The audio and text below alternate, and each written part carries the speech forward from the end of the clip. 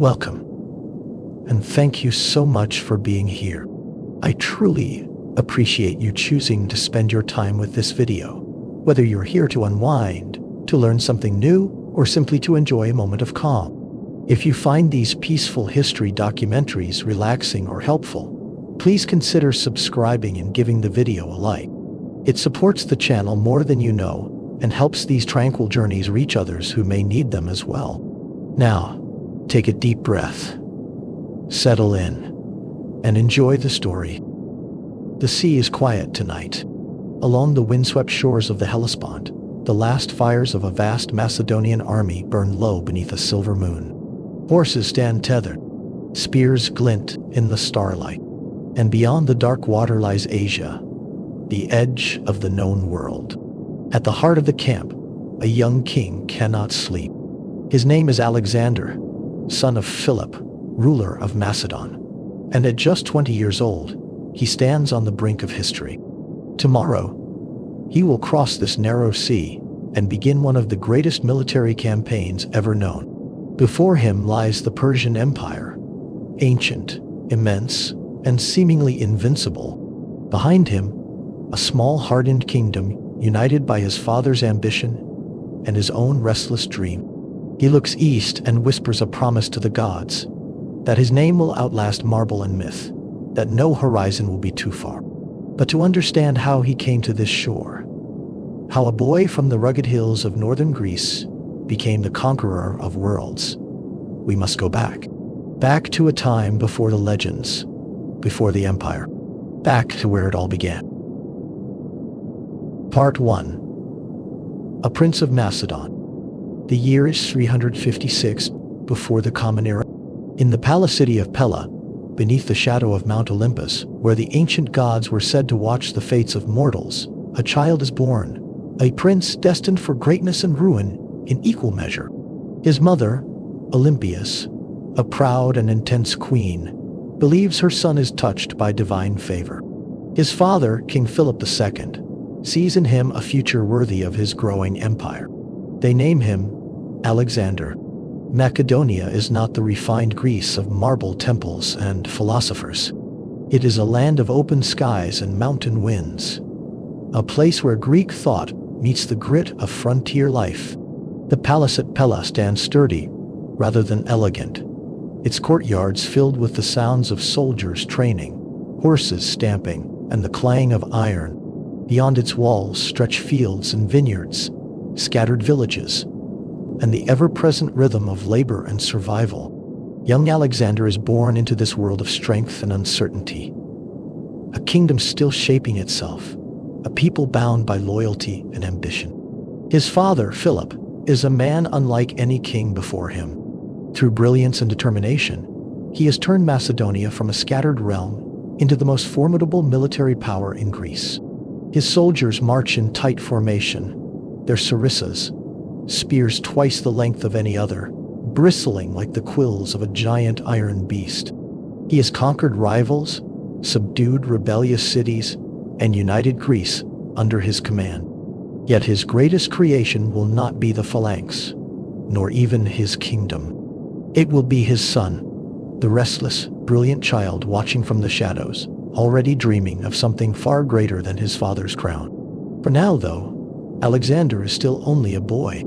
The fires of destiny are still distant, and the world remains vast and waiting. But young Alexander's mother, Olympias, was a figure of equal intensity, though of a different nature. She came from Epirus, a land to the west, and was said to be a devotee of ecstatic religious rites, a woman of fierce pride and unwavering devotion to her son. The palace whispered that she kept serpents as sacred creatures, that she communed with mysteries and prophecies. Whether truth or court gossip, these stories painted Olympias as a formidable presence, protective and demanding.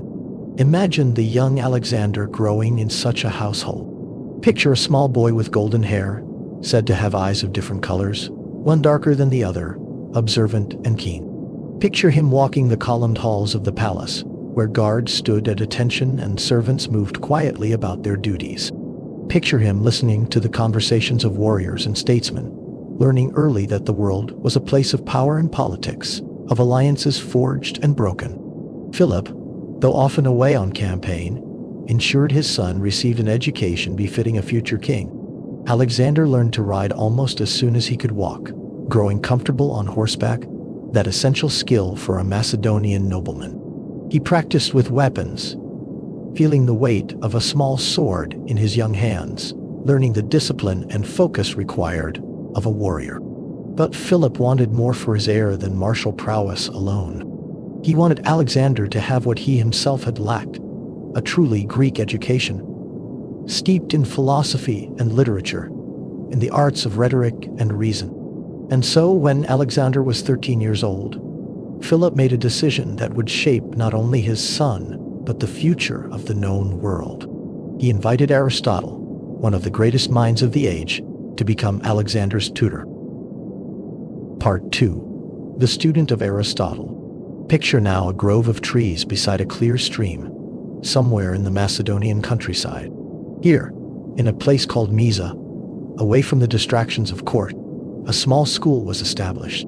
Here, the teenage Alexander and a handful of carefully selected companions would spend 3 years learning from one of history's most influential philosophers. Aristotle was then in his early 40s, already renowned as a former student of Plato and a thinker of extraordinary breadth. He had studied at the academy in Athens for 20 years before returning to Macedonia, and he brought with him a mind that encompassed everything from logic and ethics to biology and politics, from poetry to the natural sciences. Imagine the scene: morning light filtering through leaves, the sound of birds in the branches above, the cool grass beneath their feet. Aristotle, perhaps seated on a simple stone bench, speaking in measured tones about the nature of virtue, about the golden mean between extremes, about what makes a life well lived. And Alexander, intense and curious, asking questions, challenging ideas, absorbing knowledge with the hunger that would characterize his entire life. They read Homer together, those ancient epics that every Greek child knew. The Iliad especially captured Alexander's imagination, the story of Achilles and the Trojan War, of glory won and death defied, if only in memory and song. Aristotle gave Alexander a copy of the Iliad, annotated by the philosopher's own hand, and Alexander would carry this treasured text with him for the rest of his life, keeping it in a precious casket alongside his dagger even on campaign. But the education extended far beyond poetry. Aristotle taught geography and biology, explaining the natural world with careful observation and logical deduction. He taught medicine, that practical art so valuable to a king who would lead men into battle. He taught politics and ethics, exploring the nature of justice and governance, the proper relationship between ruler and ruled, the characteristics of different forms of government.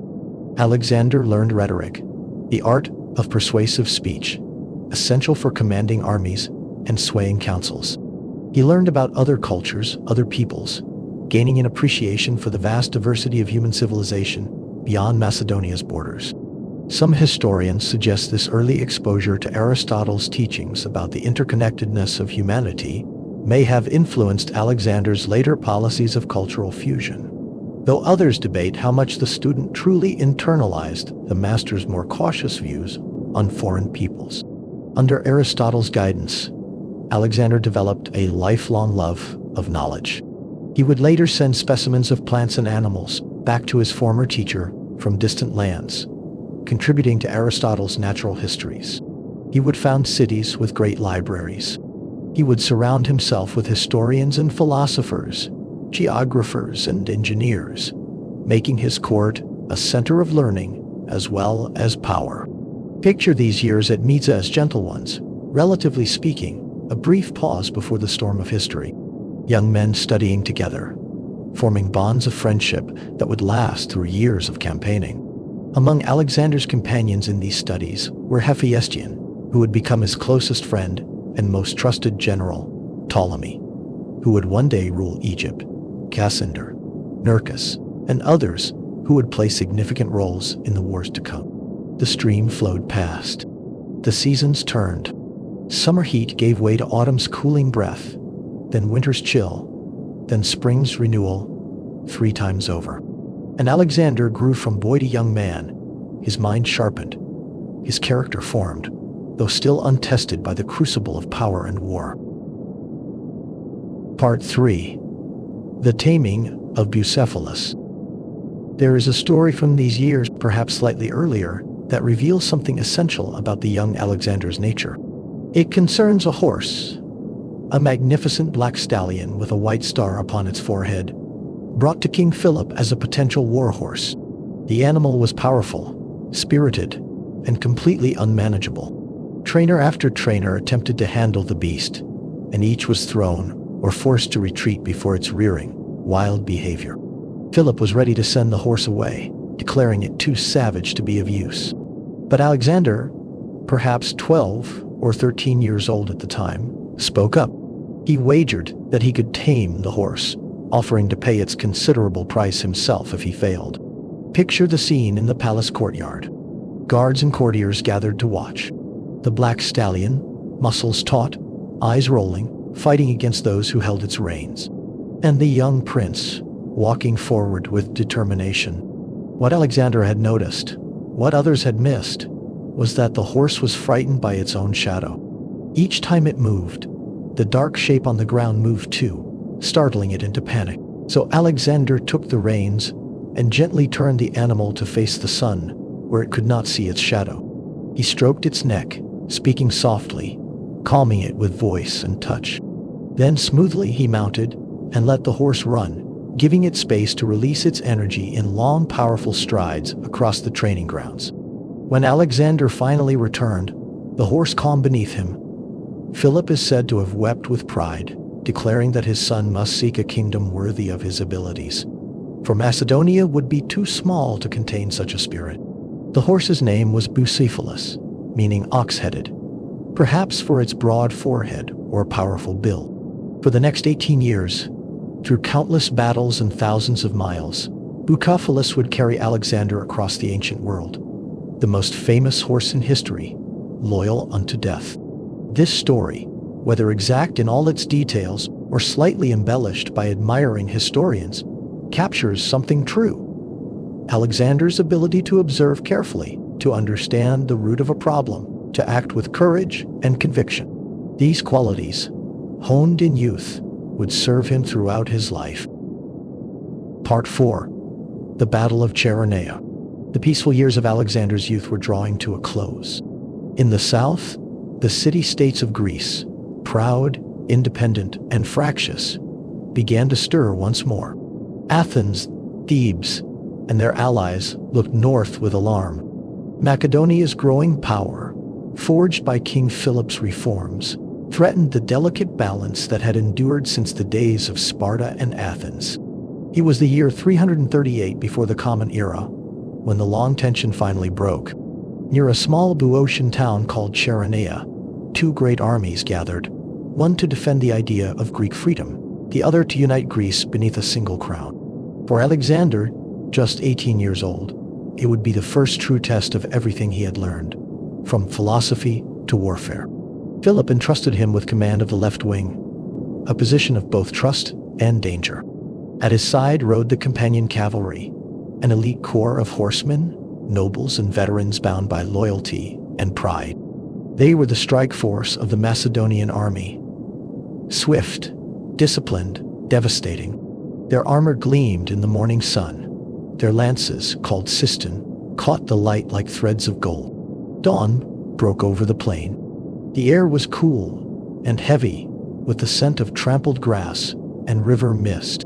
Across the field, the Greek alliance stood ready, ranks of hoplites in tight formation, bronze shields flashing, their long spears braced for the charge. In the center, the Athenian phalanx, proud heirs of Marathon. To their side, the Theban sacred band, 300 men who had never known defeat, lovers, brothers in arms, bound by honor and devotion. The field fell quiet, save for the steady beat of war drums. Then Philip gave the signal. On the Macedonian right, he advanced, slowly, deliberately, his famous phalanx moving like a living machine, its forest of sarissas driving forward step by measured step. Then, at a precise moment, he ordered a retreat, not from fear, but by design. The Athenians, seeing the enemy fall back, surged forward in triumph, breaking their own line in the rush. That was the trap. Across the field, Alexander saw the gap open, the smallest fracture, but enough. He raised his spear, shouted the order, and led his companions in a thunderous charge. Horses screamed, hooves struck earth, bronze met bronze. The left wing slammed into the exposed flank of the Thebans with a force that shook the ground. The sacred band held for a moment. Their line rippled, then tightened again, their discipline unbroken. They fought shoulder to shoulder, refusing to yield even as the Macedonian cavalry circled and pressed from all sides. Alexander drove forward again, spear leveled, his cloak streaming in the wind. At his command, the companions wheeled in perfect formation, striking once more at the weakened flank. The phalanx, recovering from its feigned retreat, surged forward too, closing the trap. The Thebans were surrounded. They fought where they stood, every man to the last. When the sun finally set over Chaeronea, the sacred band lay fallen in their ranks, their shields overlapping like scales of bronze. Philip wept when he saw them, the chronicles say. Though they were enemies, their courage stirred something in him, a warrior's respect for warriors. For Alexander, the victory was more than a battle won. It was a glimpse of destiny, a lesson in timing, command, and the balance between courage and control. He had stood beside his father in the heart of the storm and proven himself worthy of kingship. The Greek world lay silent now, its power broken, its pride bowed. From that day forward, Macedonia was master of Greece. But for Alexander, Chaeronea was only the beginning. The victory at Chaeronea effectively ended Greek resistance to Macedonian power. Philip became the hegemon of Greece, uniting the fractious city-states under his leadership through a league known as the Corinthian League. He proclaimed a great campaign to come, an invasion of the Persian Empire, a crusade of vengeance for Xerxes' invasion of Greece 150 years earlier. For Alexander, Chaeronea was a transformative moment. He had proven himself in the most demanding test imaginable, had led men in battle and emerged victorious. He was no longer merely a prince and student, but a warrior and commander in his own right. Yet even as these triumphs unfolded, tensions grew within the royal family. Philip took another wife, a young Macedonian noblewoman, and Olympia saw this as a threat to Alexander's position as heir. At the wedding feast, words were exchanged, insults hurled, and Alexander briefly went into exile with his mother before a reconciliation was arranged. The palace politics remained complicated, fraught with suspicion and ambition. Part 5. The assassination of Philip. In the summer of 336 BCE, preparations for the Persian campaign were well advanced. Ships gathered at the coasts. Advance forces had already crossed into Asia Minor.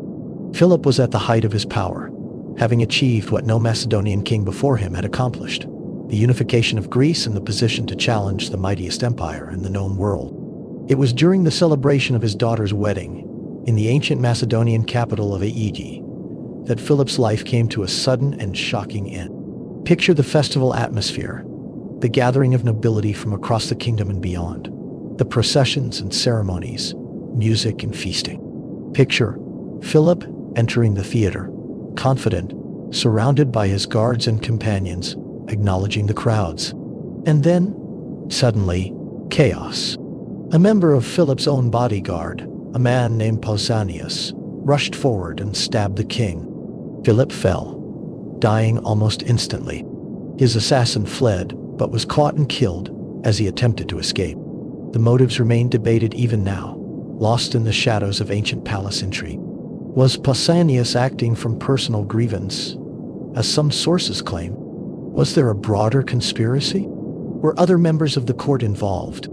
The historical record offers theories but no certain answers. What is certain is that in that single violent moment, everything changed. The great Persian campaign hung in balance. Macedonia's unity, so carefully constructed by Philip over decades, was suddenly threatened. And Alexander, 20 years old, found himself thrust onto the throne far sooner than anyone had anticipated. Part 6. A young king's challenges. The first months of Alexander's reign tested him as severely as any battle would.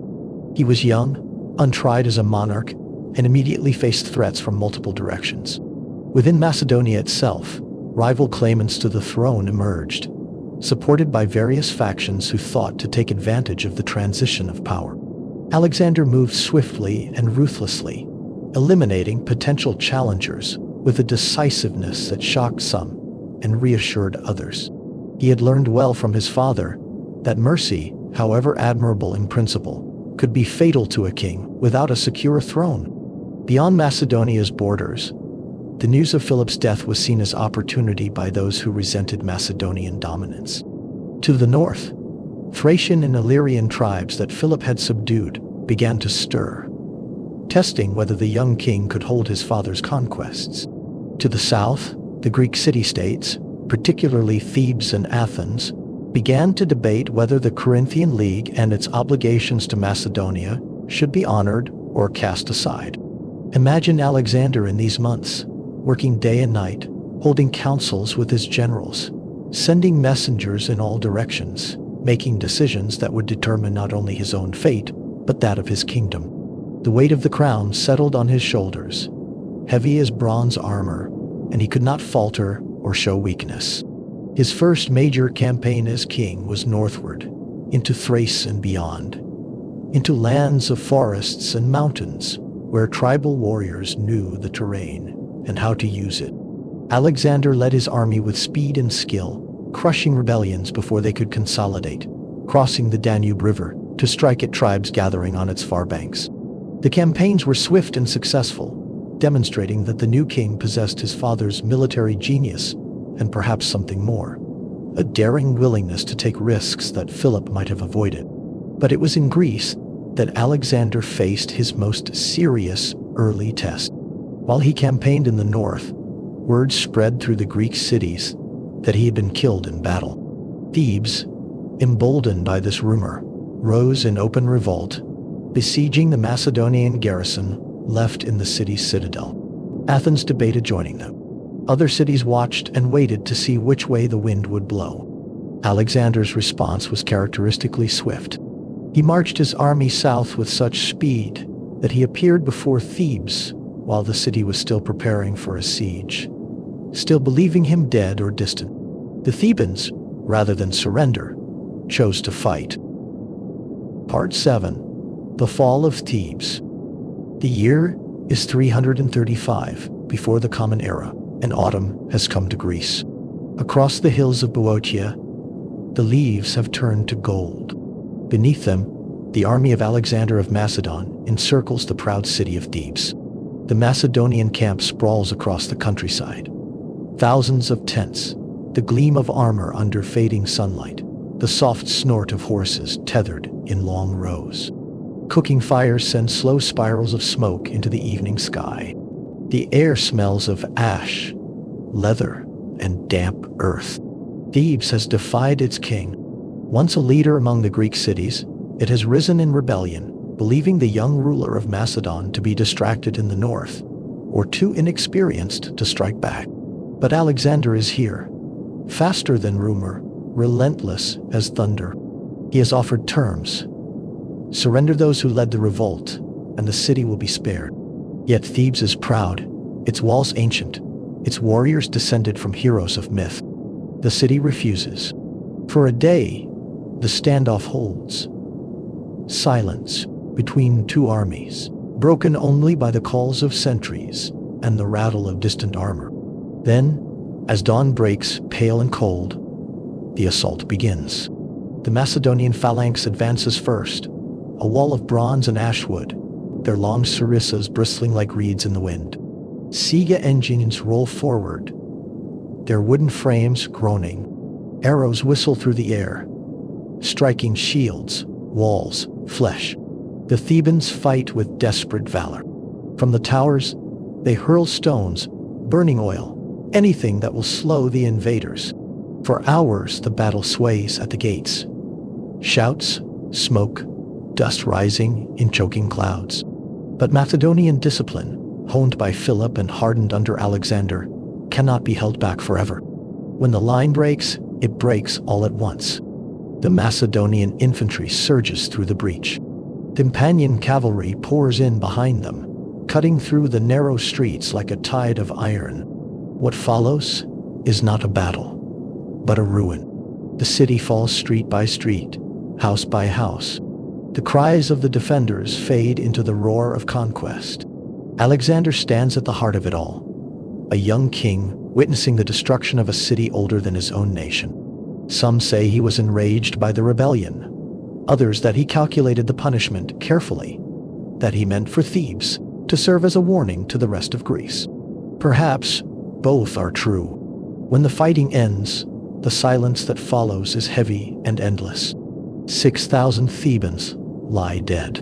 The rest are taken into slavery, all but the priests, the sacred places, and those connected to certain honored families. The city's buildings are pulled down stone by stone. Thebes, the once mighty rival of Sparta and Athens, is erased from the map. Yet even in this devastation, small glimpses of Alexander's contradictions appear. He orders that the house of Pindar, the great lyric poet of Greece, be spared, a gesture of reverence for art and culture amid destruction. He spares the priests and the temples, unwilling to anger the gods. Some say he wept later for what had been done, that the memory of Thebes haunted him, a scar on his conscience he would never fully forget. History remembers the fall of Thebes as both victory and tragedy. For Alexander, it was the moment the world learned that mercy and wrath would walk side by side in his shadow. The effect on the rest of Greece was immediate and profound. Athens, which had been considering supporting Thebes, hastily sent envoys offering submission and congratulations. Every other city-state reaffirmed their oaths to the Corinthian League. No one would challenge Alexander's authority again during his lifetime. With Greece secured and his northern borders pacified, Alexander could finally turn his attention to the great project his father had planned, the invasion of Persia, the campaign that would transform a young Macedonian king into a legend that would echo across millennia. Part 8. Crossing the Hellespont. In the spring of 334 BCE, Alexander stood on the European shore of the Hellespont, the narrow strait that separates Europe from Asia, looking across the blue waters toward the distant coast of Asia Minor. Behind him stretched his army, approximately 40,000 infantry and 5,000 cavalry, a force smaller than might be expected for an invasion of the world's greatest empire, but disciplined, experienced, and burning with ambition. The crossing was laden with symbolism. Alexander was aware of himself as a figure in history, following in the footsteps of heroes. The first ship that reached the Asian shore was his own. He threw his spear into the beach, claiming Asia as Spear One territory.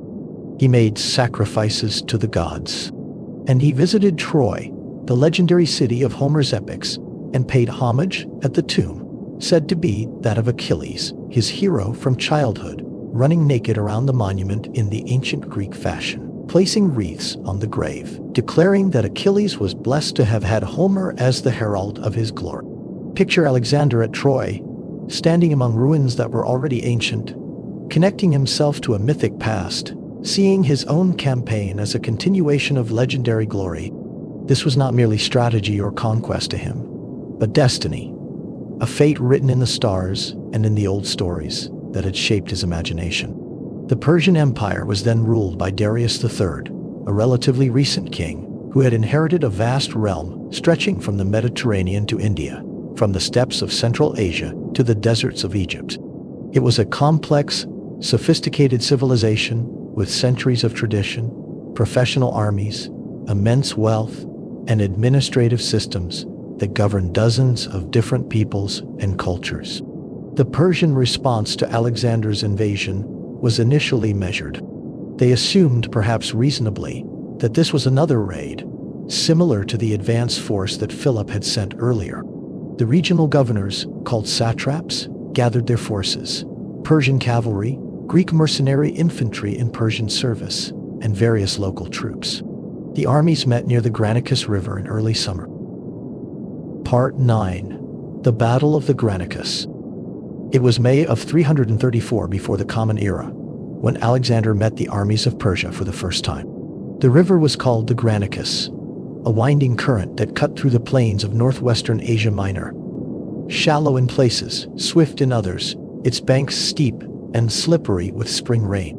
On the far side, the Persian cavalry waited, proud, confident, resplendent in polished armor that caught the light of the setting sun. Their banners fluttered in the warm evening breeze. Behind them, the ground rose gently into the hills, giving them the high ground and the advantage. Alexander's generals counseled caution.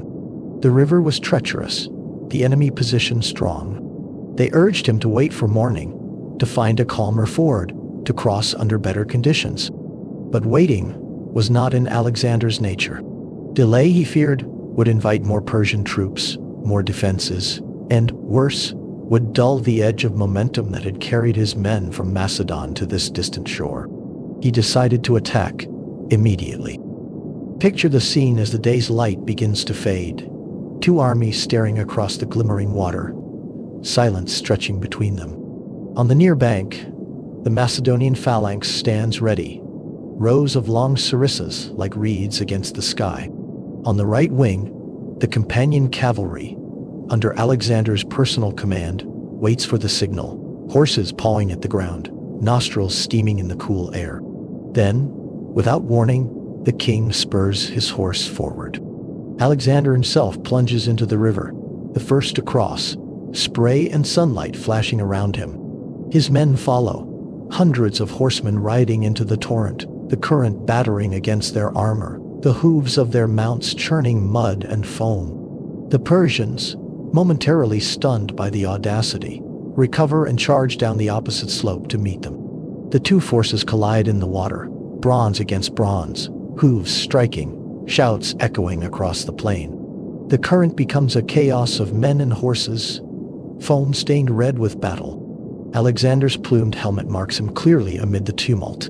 He leads from the front, shouting orders, urging his companions onward. Persian nobles recognize him instantly and rush toward him, eager to end the invasion at its source. Blades flash. One blow splits his helmet. Another strikes his shoulder. A Persian nobleman raises his sword for the killing stroke, but in that instant, Clytus the Black, one of Alexander's closest companions, rides between them and cuts the man down, saving the king's life. With renewed fury, the Macedonians press forward. The phalanx surges across the river, the forest of sarissas locking into its deadly rhythm. Step by step, shield by shield, they force the Persians back up the bank. The Persian cavalry, though brave, cannot withstand the weight of Macedonian discipline. Their lines waver, then break. In moments, what began as a confident defense dissolves into retreat. On the far bank, under the fading light, the Macedonian banners rise victorious. The cost is heavy, but the message is clear. The Persians have been defeated on their own soil. For Alexander, it is more than a victory. It is a declaration, to his men, to his enemies, to history itself, that the invasion of Asia has truly begun. Yet his triumph is not without shadows. Among the Persian dead are Greek mercenaries, men who had once fought for their own city-states, but now served the great king of Persia. Alexander orders them cut down without mercy, declaring that no Greek should fight against Greece. It is a harsh lesson, and one that will echo in his later campaigns. In the days that follow, the cities of Asia Minor begin to open their gates. Some greet him as a liberator, others surrender out of fear or inevitability.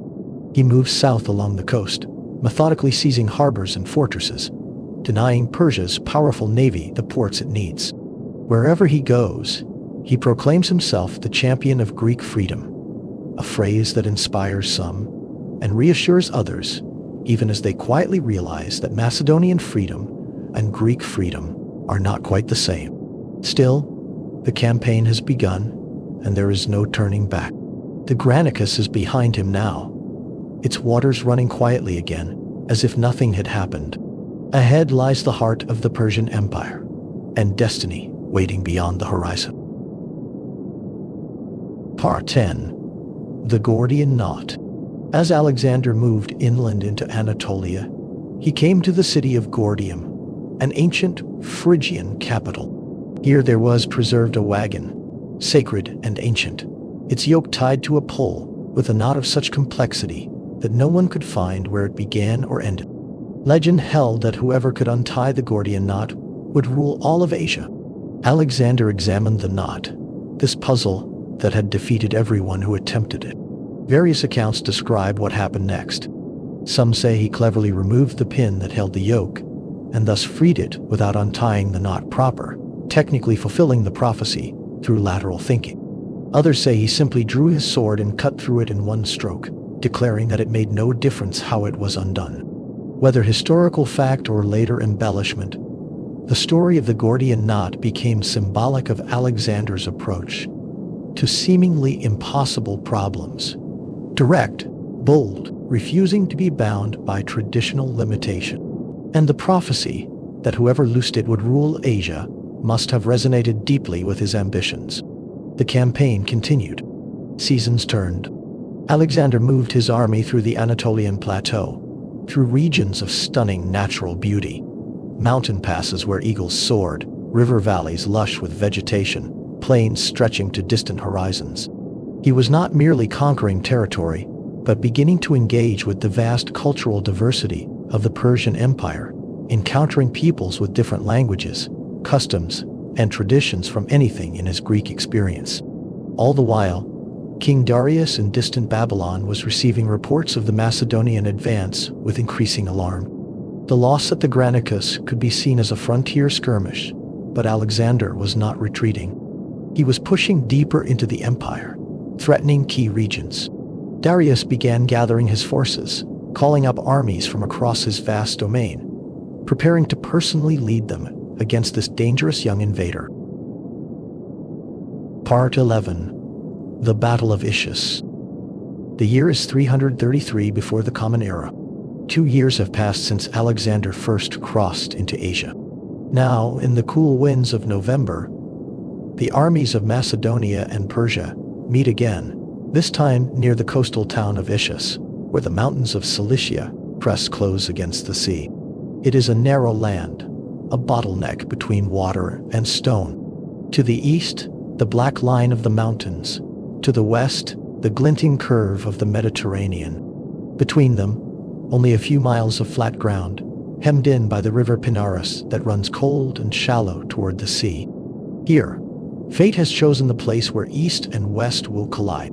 On one side stands Darius III, the great king of Persia, heir to 2 centuries of empire, master of lands stretching from Egypt to the Indus. His camp stretches across the plain like a city of silk and bronze. Thousands of fires burn through the night. The air is thick with the scent of horses and oil, incense and fear. His army is vast, a mosaic of nations, Persian cavalry in gleaming armor, Greek mercenaries drilled in the phalanx, archers from the east, spearmen from the high plateaus, contingents from every corner of his realm. Somewhere in that sea of tents, Darius himself prays to Ahura Mazda, the Lord of Light, asking for victory over the young Macedonian king who dares to challenge the empire of kings. On the other side of the field, Alexander's camp is smaller, quieter, ordered. His men are veterans now, scarred, sun-browned, lean with discipline. They have marched thousands of miles, fought dozens of battles, and know by heart the sound of his voice. Around their fires that night, there is little doubt. They have followed him into every storm, and they will follow him again tomorrow. As dawn breaks, the narrow valley fills with the glitter of armor. The Persian host forms in long shimmering ranks, cavalry on the flanks, Greek mercenaries in the center. Behind them, the chariot of Darius gleams like a moving altar, draped in royal colors, its wheels edged with bronze. Across the river, the Macedonians assemble, fewer in number, but arranged with the precision of a craftsman's hand. The phalanx forms the center, shields overlapping, spears angled forward. On the right, Alexander himself takes position with the companion cavalry, his helmet crowned with a white plume, his horse Bucephalus restless beneath him. The wind shifts. Alexander raises his arm, and the trumpets sound. The Macedonian line surges forward, splashing into the cold waters of the Pinaris. Arrows whistle overhead. The current tugs at their legs, but they press on, shouting, charging, climbing the opposite bank into the teeth of the Persian defense. Alexander leads from the front as always, driving his companions hard into the Persian left. The impact is thunderous.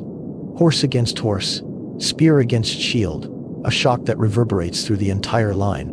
The Persian cavalry buckles, reforms, then shatters beneath the relentless pressure of the charge. And there at the center of the Persian host stands Darius, visible in his chariot, surrounded by bodyguards, banners snapping in the wind. Alexander sees him. He lowers his spear and drives toward that point like a man possessed. The fighting around the royal chariot is desperate, confused. Macedonian and Persian bodyguards locked in close combat, dust and cries swirling around the heart of the battlefield. For a moment, the fate of empires hangs in the balance. Then, as suddenly as a storm breaks, it happens. Darius' chariot turns. Whether through panic or the chaos of wounded horses, or a calculated decision to save the great king's life, the royal banner wheels and flees the field. Word spreads like fire through the Persian ranks. Confusion, disbelief, and then collapse. The great army of the East dissolves into chaos, men shouting, running, tripping over one another in the crush to escape. Even the Greek mercenaries who moments before had broken through a portion of the Macedonian line falter as the command structure evaporates. The battle becomes a rout. By sunset, the field of Issus belongs to Alexander. The Persian dead lie thick along the banks of the river. The survivors scatter into the hills. The Macedonians enter the royal camp, a world of unimaginable luxury. Silks, gold, and treasures from every corner of the empire. And within the largest tent of all, they find the family of Darius himself, his mother, his wife, his children, left behind in the confidence of certain victory. Alexander orders that they be treated with dignity, assuring them that their royal titles remain, that they are not prisoners, but guests. It is one of the moments that define his legend, conqueror and gentleman, ruthless in war, yet capable of extraordinary restraint. The victory at Issus is complete. The great king has fled. The Persian Empire is shaken. And for the first time, the world begins to understand that this young Macedonian, barely 23 years old, is not merely a warrior. He is something greater. Alexander's treatment of these captives revealed aspects of his character that would recur throughout his conquests. He treated them with extraordinary courtesy and respect, ensuring they retained their royal dignity, that they suffered no harm or insult, that they lacked for nothing appropriate to their station. When he came into their presence, Darius's mother allegedly mistook the taller Hephaestion for Alexander and prostrated herself before him, only to be gently corrected. Alexander reportedly said, "You were not mistaken, mother, for he too is Alexander," acknowledging his friend's importance and easing her embarrassment. This magnanimity toward the Persian royal family was strategic, certainly, showing that Alexander could be generous to those who surrendered. But it also reflected his growing vision of himself, not merely as a conqueror, but as a legitimate ruler of a vast, diverse empire, someone who could bridge Greek and Persian worlds. Part 12. The Siege of Tyre. After the thunder of Issus faded, Alexander did not march east in pursuit of Darius. Not yet. He had learned from his father that victory on land meant little if the sea remained in enemy hands. And so, he turned south, along the coastlines of Phoenicia, determined to cut the Persian fleet off from every safe harbor. That path led him to Tyre. Tyre was no ordinary city. It was ancient when Alexander was born. The jewel of the Phoenicians, masters of the sea, traders who had once sailed as far as Spain and beyond. But more than that, Tyre was proud. Its heart lay on an island half a mile from shore, a fortress of stone rising straight out of the waves, surrounded on all sides by the Mediterranean's shifting blue. For centuries, that island had defied conquerors. Nebuchadnezzar of Babylon had besieged it for 13 years and failed to take it. The Tyrians believed, not without reason, that they could never fall. So when Alexander sent word demanding entry to the city, to sacrifice at the temple of Heracles, whom the Greeks equated with the Phoenician god Melkart, the Tyrians refused. They would not allow a foreign king, no matter how victorious, to cross their waters and stand within their sacred walls. And so began one of the most extraordinary sieges in all of history. Alexander looked out across the narrow strip of sea that separated the island from the mainland. Half a mile of deep open water.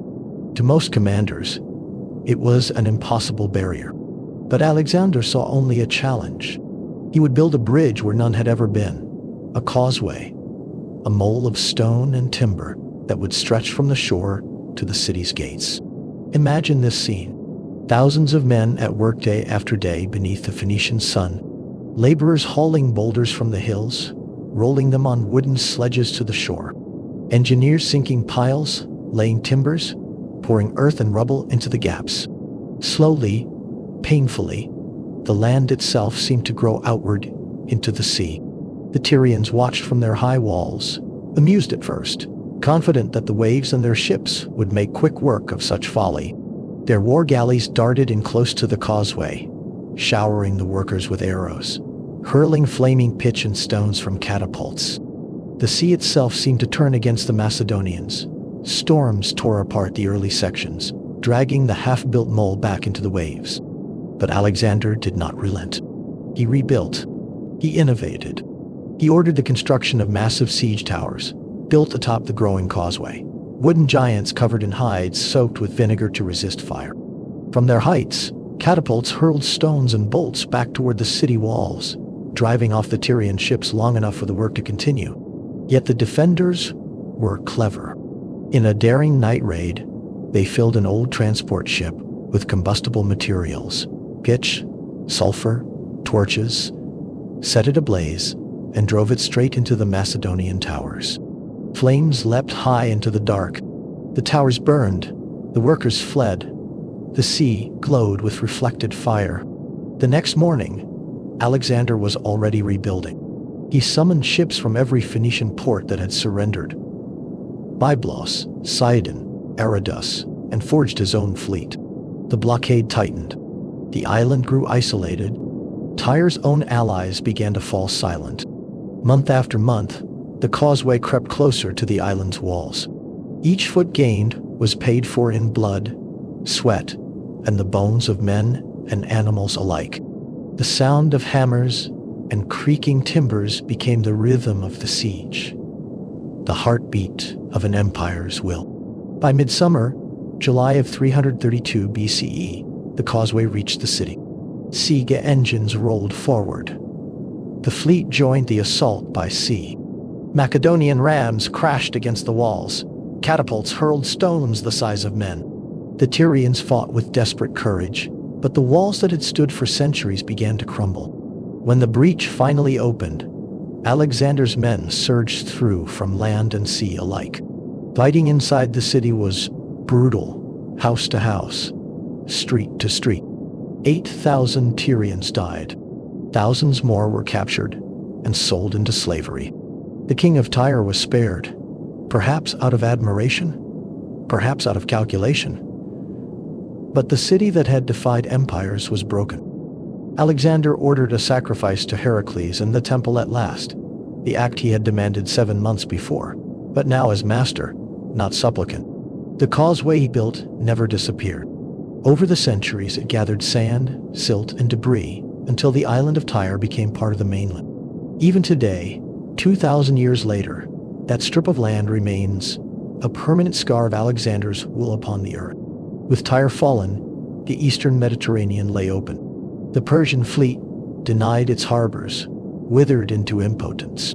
The sea itself had surrendered to the king of Macedon, and Alexander turned his gaze eastward again, toward Egypt, and the next chapter of his legend. Part 13. Egypt, the land of ancient wisdom.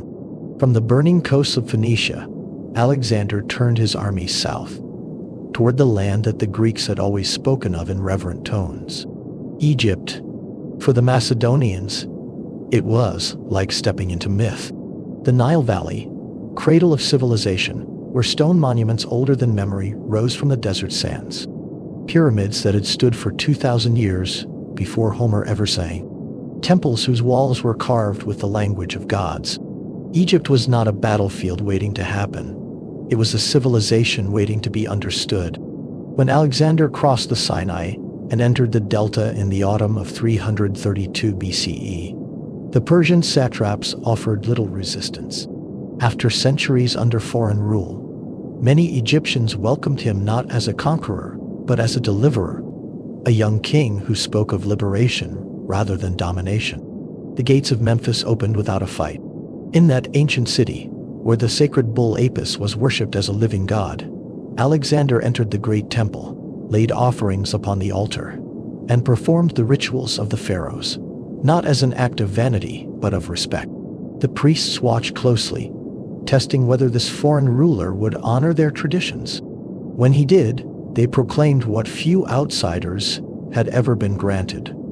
Alexander was now pharaoh of Egypt, chosen of the gods, son of Amun, lord of the two lands. For the first time, perhaps, the idea of divine destiny ceased to be a story told about him and became something he began to believe. Yet it was not only ritual that occupied him here. Standing on the shore, where the Nile meets the Mediterranean, Alexander looked out across the waves and saw the shape of a new vision.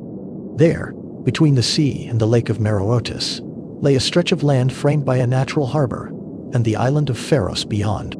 He saw it not as it was, bare and windswept, but as it could be, a city of marble and trade, a crossroads of empire, a place where Greek thought and Egyptian wisdom might meet and flourish. Kneeling on the sand, he traced the outline of the city with barley meal, the shape of streets, of walls, of temples and markets yet to come. Alexandria, the name itself, carried a promise of permanence, of legacy. Others would build it, expand it, adorn it with wonders he would never live to see. The lighthouse of Pharos, its fire burning across the night sea. The library, whose scrolls would one day contain the knowledge of the world. But even now, in its infancy, the idea of Alexandria marked a turning point. It was more than a city. It was a philosophy that Greek reason and Eastern spirituality could coexist, that the world could be one. And then from this newborn vision of peace, Alexander sought the divine once more. He set out across the desert, not with armies, but with a small retinue, heading west toward the oasis of Siwa, deep in the sands of the Libyan frontier. The journey took days under the merciless sun, the wind carrying the scent of salt and stone, the horizon shimmering with heat. There, in the solitude of the dunes, he came to the Oracle of Amun, a temple hidden among palms and pools of clear water. Part 14. The Oracle at Siwa. Picture the desert journey, the heat of day, the cold of night, the endless landscape of sand and stone, the Macedonian king and his small escort moving through an environment utterly foreign to their Greek experience. The Libyan desert stretched in all directions, beautiful in its severity, deadly in its emptiness. The oasis of Siwa, when it finally appeared, must have seemed miraculous. Date palms rising from the sand, pools of fresh water, the temple complex nestled in green abundance, surrounded by barren wastes. The priests of Amun received Alexander into the sanctuary. What transpired in the inner temple remains one of history's enduring mysteries. The priests addressed Alexander as son of Amun, which could have been merely formulaic, the traditional greeting for any pharaoh, or could have held deeper meaning. Ancient sources report that Alexander asked questions of the oracle and received answers that satisfied him greatly, but the specific questions and responses were kept private. Some historians suggest Alexander asked whether he had successfully avenged his father's murder, whether he was destined to rule the world, whether he was indeed divine in origin. Others suggest the entire episode has been mythologized beyond any historical certainty. What matters perhaps more than the literal truth is what Alexander believed, or at least what he allowed others to believe, that he had received divine confirmation of his destiny, that he was not merely king, but something more, touched by the gods themselves. This visit to Siwa marks a subtle but important shift in how Alexander presented himself. Among Greeks and Macedonians, claiming divinity was problematic, even dangerous, too reminiscent of Eastern despotism. But in Egypt, and increasingly in the eastern lands he would conquer, divine or semi-divine kingship was normal, expected, part of the traditional political and religious order. Alexander was learning to speak different languages of power to different audiences, to be Macedonian to Macedonians, Greek to Greeks, and Pharaoh to Egyptians. From Egypt, satisfied with arrangements he had made for the province's governance and his new city's foundation, Alexander turned east once more. Darius had not been idle during this time. The great king had gathered his forces, assembling the largest army yet, calling upon the vast resources of the Persian heartland. The decisive confrontation was approaching. Part 15. The Road to Gaugamela.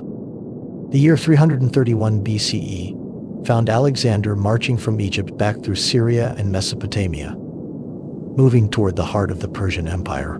His army had grown with reinforcements from Macedonia and Greece, but also increasingly included contingents from conquered territories, a more diverse force than the purely Macedonian and Greek army that had crossed the Hellespont 3 years earlier.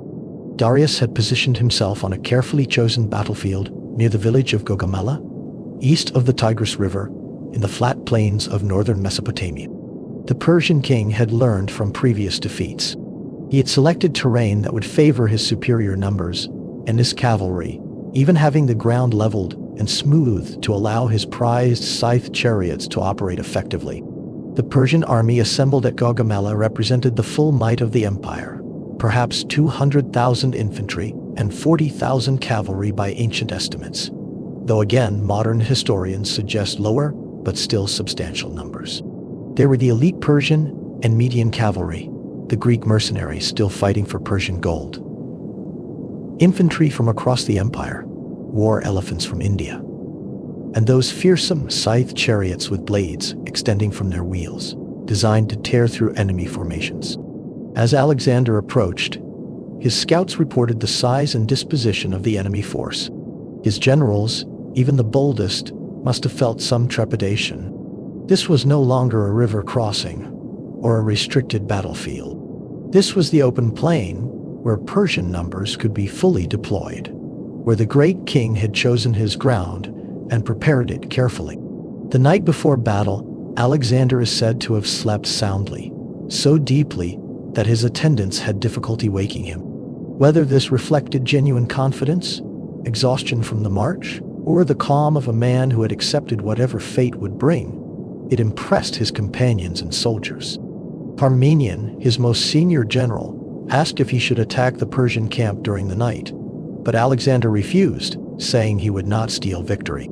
Picture that night: two vast armies separated by darkness and a few miles of open ground. In the Persian camp, perhaps nervous energy, the knowledge that this was the empire's last great throw of the dice. In the Macedonian camp, veterans settling into the familiar routine before battle, checking equipment, speaking quietly, thinking of home or glory, or simply the sunrise to come. Part 16. The Battle of Gaugamela. Dawn came on October 1st, 331 BCE, illuminating the plain of Gaugamela, a flat expanse that would witness one of history's most decisive battles. As the two armies took their positions, the vast scale of the Persian force became fully apparent to the Macedonians.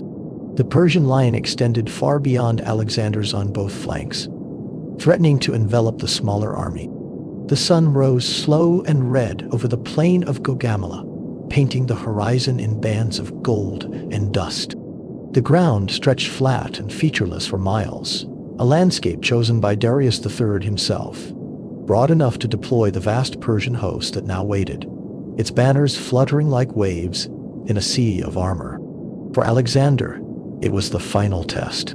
Before him stood the largest army he had ever faced, perhaps 200,000 strong, with elephants, chariots, cavalry from every corner of the empire. Behind him, a force a fraction that size, weary, loyal, unbreakable. The veterans of Issus and Tyre, hardened by years of conquest, drawn up now in quiet lines beneath the morning light.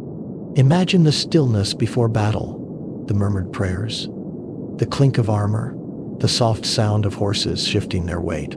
Alexander rode along the front, Bucephalus tossing his dark mane, the king's voice calm, his words simple. He told his men that beyond this field lay the world itself, that by nightfall they would either rule it or die upon it. The Macedonian formation began to move, not head-on, but at an angle, drifting to the right toward the Persian flank. Dust rose in pale clouds beneath their feet. To the Persians, the motion looked like hesitation, like confusion, but it was a trap in motion. Darius, anxious to keep his army aligned, mirrored the shift, stretching his own line thinner, exposing the center. And then the chariots came, dozens of scythed chariots, their axles fitted with curved blades, meant to shred through men and horses alike, charged forward with a roar. The sun flashed on metal as they cut across the plain, but Alexander had anticipated it. The Macedonian light troops stepped aside, forming lanes. Archers and javelin men targeted the drivers. The chariots thundered through empty space, their momentum lost, their threat undone. When the last of them rattled to a halt, the field was littered with broken wood and fallen horses. The storm had passed, leaving the phalanx untouched. Then the real battle began. The Macedonian phalanx advanced, a living wall of bronze and iron, each man's sarissa angled forward like a forest of spears. The ground trembled beneath their synchronized tread. On both flanks, cavalry wheeled and clashed, the air filled with the sound of hooves and the cries of men fighting for their lives. Amid the chaos, Alexander watched. He saw what others could not, the slightest gap forming in the Persian line as their cavalry shifted to envelop his flanks. That was his moment. He spurred Bucephalus forward, leading the companion cavalry in a perfect wedge, a spear point of shining armor driving into the heart of the Persian army. They struck like thunder. The wedge broke through light infantry, scattered archers, crushed the center of the Persian line, straight toward the royal chariot of Darius himself. For the second time in his life, the great king saw the young Macedonian bearing down upon him. His guards fell one by one. Arrows whistled, swords flashed. The horses of Darius' chariot reared, screaming, blood in their manes. And once again, the great king turned and fled. In that moment, the heart of Persia broke. Command vanished. Orders stopped. Panic rippled outward like a wave through the vast army. But elsewhere on the field, the fight still raged. On the Macedonian left, Parmenian's troops were struggling under the weight of Persian cavalry that had swung around to attack the baggage train. Messengers rode through the dust, shouting for aid. For a time, victory hung in balance. The center triumphant, the flank in peril. Alexander had a choice: pursue Darius and end the war at once, or turn back to save his men. He chose his men. Wheeling his cavalry, he rode to the rescue, cutting into the Persian horsemen from behind, driving them back in confusion. The field, once a storm of movement, began to quiet as the last resistance crumbled. The enemy's courage, like their lines, dissolved with the setting sun. By nightfall, the plain of Gaugamela lay silent, the sand dark with shadow and blood. Tens of thousands of Persians lay where they had fallen. The empire of Darius, the power that had once humbled Greece, was finished.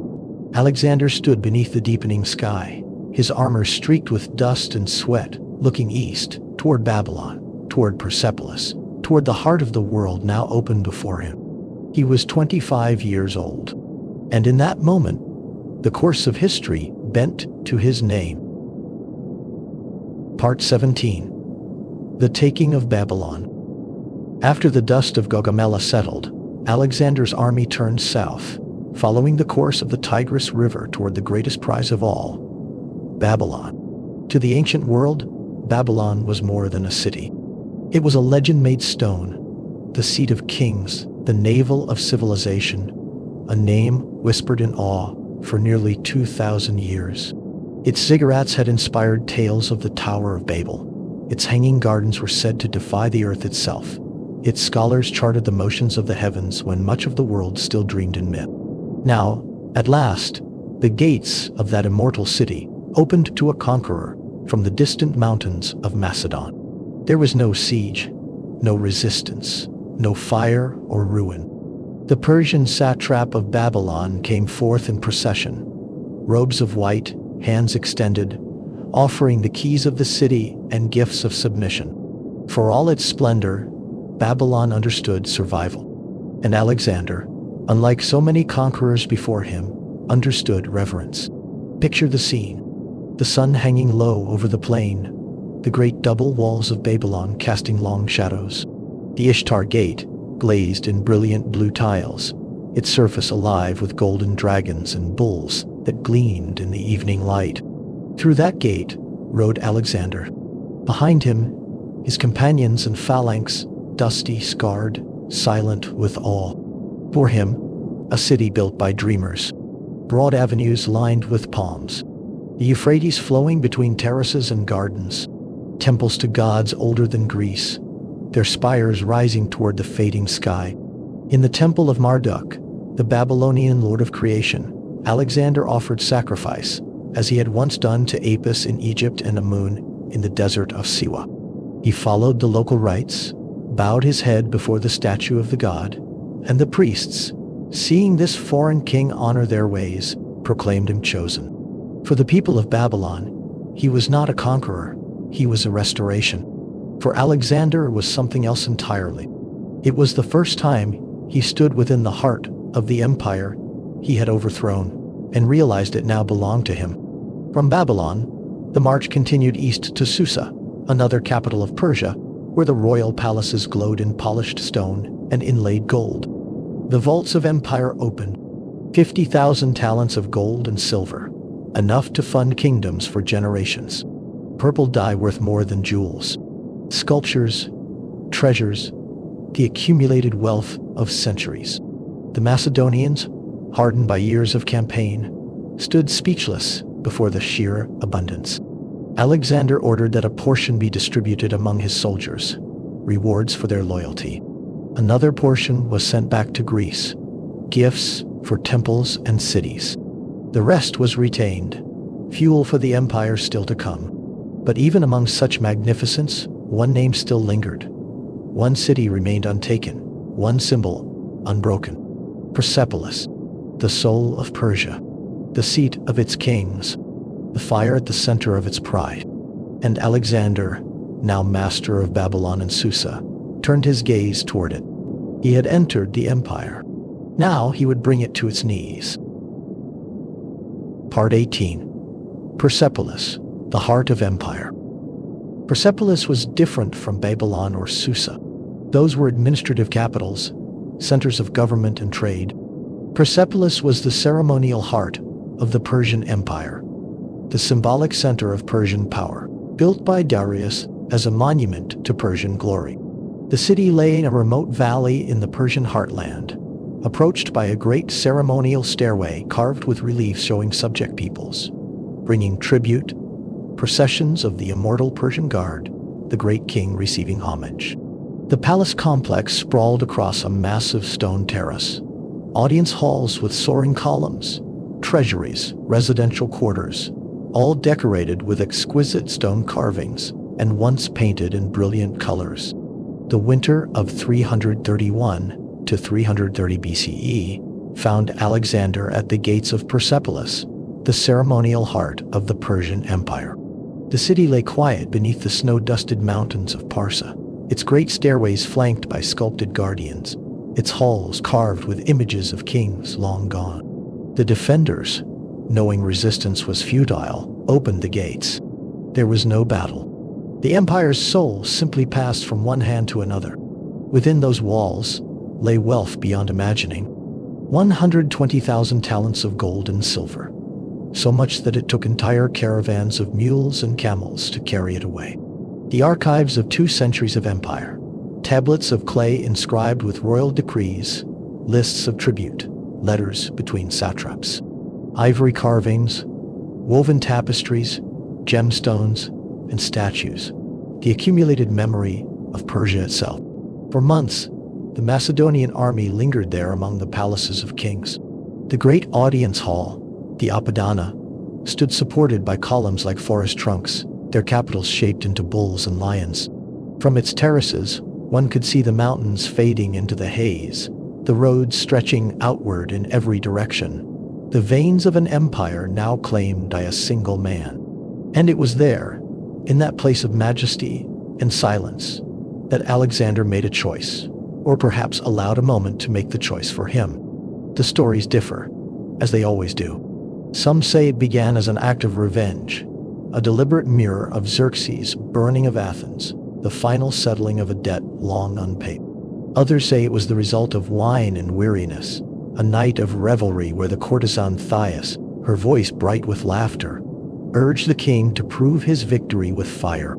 Perhaps it was both, vengeance and vanity, politics and passion, mingled in the haze of drink and triumph. What is certain is this: the flames began in the royal palace, and once they started, they could not be stopped. Imagine the scene. The sound of music and laughter fading into confusion. Torches flung against cedar beams. The orange light spreading upward through the dark. Columns cracking in the heat. Gold melting into rivulets along the floors. The painted reliefs. The processions of kings. The emissaries from distant lands, disappearing behind a veil of smoke. Outside, soldiers watched from the terraces as the roofs of Persepolis glowed like a sunrise that would never end. Some cheered, others wept, and somewhere amid the flames, Alexander stood watching, silent, unmoving, as the palace of Darius and Xerxes, the very heart of the empire he had come to inherit, burned to ash. Whether in that moment or in the days that followed, regret began to take hold. Ancient sources speak of him returning to the ruins, walking among the blackened stones, realizing that in destroying Persia's past, he had also scarred his own future. The burning of Persepolis marked the end of one world and the uneasy birth of another. The empire of the Persians was finished. Darius still lived, fleeing eastward with what remained of his court. But his throne was gone, his gods silent. For Alexander, the question now changed. No longer how to conquer, but how to rule. No longer who to defeat, but what to become. The fires of Persepolis would burn in memory long after the ashes cooled, a reminder that even the greatest triumph can cast the longest shadow. Part 19. The Death of Darius. Alexander pursued Darius eastward through the spring and summer of 330 BCE, chasing the remnant of Persian royal authority through the provinces of Media and Parthia, into the harsh terrain of eastern Iran. The chase became increasingly desperate for the fugitive great king, his following dwindling, his authority evaporating. The Persian nobles, still with Darius, began to lose faith. Led by Bessus, the satrap of Bactria, they made a decision. They arrested Darius, binding him in golden chains, intending to use him as a bargaining chip with Alexander, or failing that, to claim power themselves in the eastern provinces. But as Alexander's pursuit intensified, as Macedonian cavalry closed the distance, Bessus and his co-conspirators realized they could not escape with their royal prisoner. In July 330 BCE, somewhere in the wasteland between civilizations, they stabbed Darius and left him dying by the roadside before fleeing further east. Alexander arrived soon after. The accounts, perhaps embellished but poignant nonetheless, describe him finding Darius in his final moments, covering the dying king with his own cloak, expressing regret that they met in such circumstances. Darius allegedly thanked Alexander for his treatment of the Persian royal family and died in the arms of a Macedonian soldier who could speak Persian. Whether the scene occurred exactly so hardly matters. What is historically significant is Alexander's response. He ordered Darius buried with full royal honors at Persepolis in the tombs of his ancestors. He declared himself the legitimate successor to the Persian throne, not merely a foreign conqueror, but the rightful great king. He proclaimed Bessus and the other assassins to be traitors and regicides, criminals to be hunted down and punished. This position was extraordinary. Alexander was claiming not just to have defeated the Persian Empire, but to have become it, to have inherited its sovereignty, to be the legitimate ruler of all its territories and peoples. He would be both king of Macedon and great king of Persia, both Greek and Eastern monarch, bridging worlds that had been enemies for centuries. This vision would increasingly define the remaining years of his life and create growing tensions with his Macedonian and Greek followers, who had not crossed into Asia to see their king become a Persian monarch. Part 20. Into the Eastern Satrapies. With Darius dead and his claim to be the legitimate Persian successor proclaimed, Alexander turned to consolidating control over the vast eastern regions of the former empire. Bactria, Sogdiana, the territories stretching toward the edges of the known world. These campaigns, from 330 to 327 BCE, were different in character from the great set-piece battles against Darius. This was guerrilla warfare in difficult terrain, mountain, and desert, against opponents who knew the land and used it brilliantly, who could disappear into the landscape and reappear where least expected. Bessus, the regicide, had proclaimed himself great king in Bactria. Alexander pursued him relentlessly through mountains and valleys, finally capturing him through a combination of military pressure and turning his own followers against him. The punishment was severe.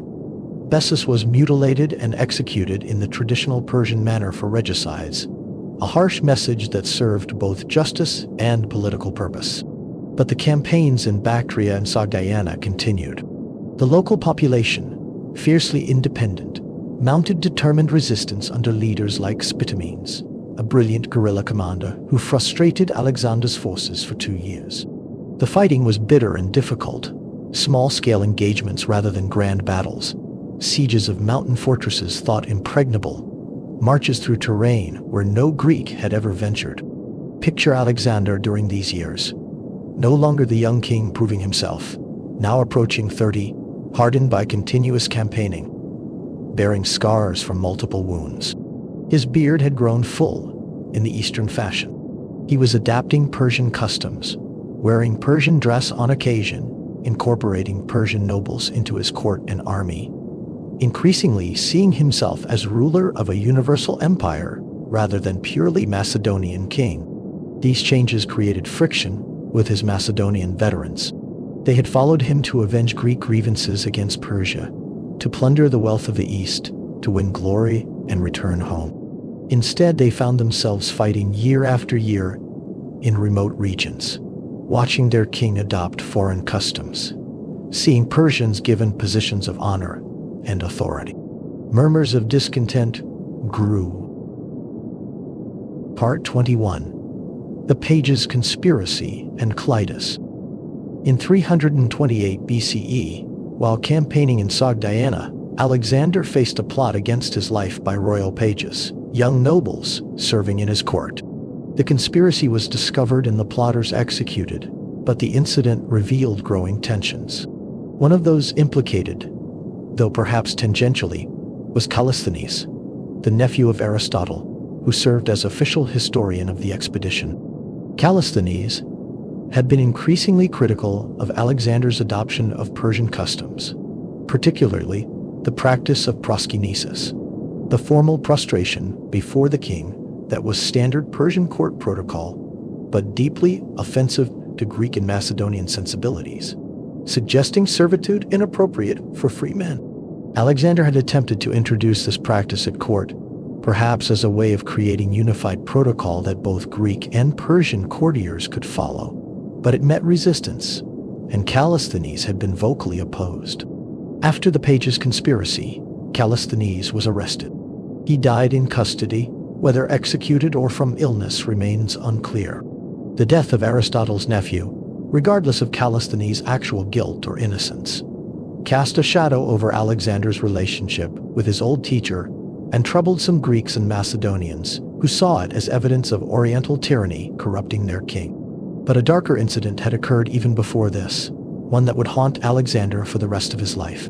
At a drinking party in Samarkand in 328 BCE, Alexander and his companions were deep in their cups, celebrating after one of the Sogdian campaigns. The wine flowed freely, and the conversation turned boisterous, then argumentative. Clitus the Black, one of Alexander's oldest companions, the man who had saved his life at the Granicus River years before, began to criticize Alexander's adoption of Persian ways, his growing distance from traditional Macedonian customs. In his drunkenness, Clitus became increasingly bold, comparing Alexander unfavorably to his father Philip, suggesting that Alexander's victories were won by Macedonian soldiers rather than royal genius. Alexander, also drunk and his judgment impaired, responded with anger. The argument escalated. Friends tried to intervene, to separate them, to calm the situation. But in a moment of fury, Alexander seized a spear from one of the guards and struck Clitus, killing him instantly. The immediate aftermath was devastating. Alexander's rage evaporated, replaced by overwhelming remorse. He collapsed beside the body of his friend, weeping, calling Clitus's name. For 3 days, he refused food and remained in his tent, consumed by guilt. His companions feared he might die of grief or take his own life. Eventually, the philosopher Anaxarchus and others convinced him to emerge, framing the death in philosophical and political terms that allowed Alexander to continue functioning. But the incident marked him deeply. He had killed one of his oldest friends, a man to whom he owed his life, in a moment of drunken anger. It was a failure not just of judgment, but of the self-control that a king required.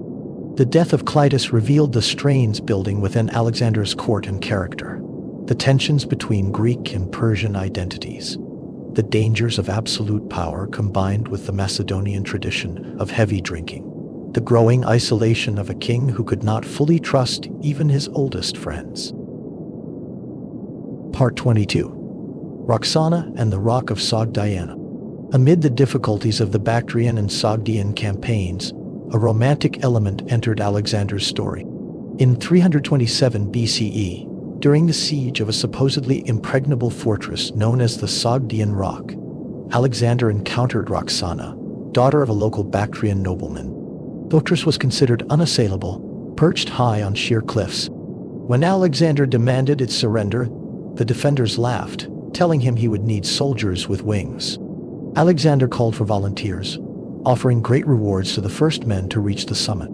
300 of his toughest mountain troops undertook the climb during the night, using iron tent pegs as pitons, ascending the most impossible face where the defenders never imagined attack could come. When dawn revealed Macedonian soldiers above them on the heights, the fortress surrendered. And among the nobles who came forth in submission was a man named Oxyartes, whose daughter Roxana was with him. Ancient sources describe Roxana as extraordinarily beautiful, said to be the loveliest woman in Asia after Darius's wife. Alexander, whether moved by genuine affection, political calculation, or both, decided to marry her. The wedding was celebrated with Macedonian and Persian customs blended, Alexander cutting a loaf of bread with his sword and sharing it with his bride in the traditional manner. The marriage had political advantages. It created a bond with the Bactrian nobility, helping to pacify a troublesome region. But ancient sources also suggest real affection between them, and Roxana would remain Alexander's wife for the rest of his life, eventually bearing him a son, though that child would be born after Alexander's death. The marriage to Roxana symbolized Alexander's evolving vision of his empire, not Greek domination over defeated Persians, but a fusion of cultures, a blending of East and West into something new. Many of his soldiers, especially the Macedonian veterans, remained skeptical or opposed to this vision, but Alexander pressed forward with it nonetheless. Part 23. The Edge of the World. Preparations for India. By 327 BCE, Alexander had secured the eastern satrapies of the former Persian Empire. The guerrilla campaigns had finally been won. The rebellious satraps defeated or conciliated, the frontiers secure. He stood at the edges of the Persian world, looking beyond toward lands the Persians had never fully controlled, toward the mysterious east, toward India. The India that Alexander knew from geographical accounts was the Indus River system, the northwestern regions corresponding roughly to modern Pakistan and eastern Afghanistan. It was a land of legendary wealth, strange animals like elephants in vast numbers, powerful kingdoms, and philosophical traditions different from anything Greek or Persian. Alexander's army, now thoroughly mixed with Macedonians, Greeks, and contingents from across the former Persian territories, prepared for this new campaign. Fresh reinforcements had arrived from home, though many of the original companions who had crossed the Hellespont 8 years earlier were dead, wounded, or settled in garrison duty across the vast distances already conquered. The crossing of the Hindu Kush Mountains into India was arduous. The passes were high and cold, the terrain challenging even for Alexander's experienced troops. But they pushed through, descending into the Indus Valley, into a world lush and green, steaming with monsoon moisture, utterly different from the Mediterranean climate of their homeland. The Indian kingdoms were fragmented, often at war with one another. Alexander, following his usual practice, sent embassies offering alliance or demanding submission. Some kingdoms accepted, becoming allies who would provide troops and supplies. Others refused, preparing for war. Part 24. The Battle of the Hydaspes. The most formidable opponent Alexander faced in India was King Porus, a ruler whose reputation for valor and dignity preceded him. Along the banks of the Hydaspes River, one of the Indus's major tributaries, Porus commanded a disciplined army that included an unprecedented weapon for the Macedonians: war elephants. These massive beasts, towering over men and horses alike, were clad in armor, their riders wielding long spears, and their very presence struck fear into the hearts of soldiers who had never seen such creatures. By May 326 BCE, Alexander's army arrived at the Hydaspes. Across the swollen, monsoon-fed river, Porus's army waited in formation. Elephants punctuated the enemy line, their gray hides slick with rain, trunks flailing and eyes gleaming with a mix of intelligence and fury. Macedonian horses balked at their sight, snorting and rearing at the strange, unfamiliar odor and tremors emanating from the beast's massive steps. A direct river crossing seemed suicidal, the water swift and unpredictable, the current ready to sweep men and horses alike into its depths. For weeks, Alexander engaged in a campaign of patience and deception. He staged repeated demonstrations along the river, marching, feinting, and harassing the enemy, drawing Porus troops into constant motion and exhausting them.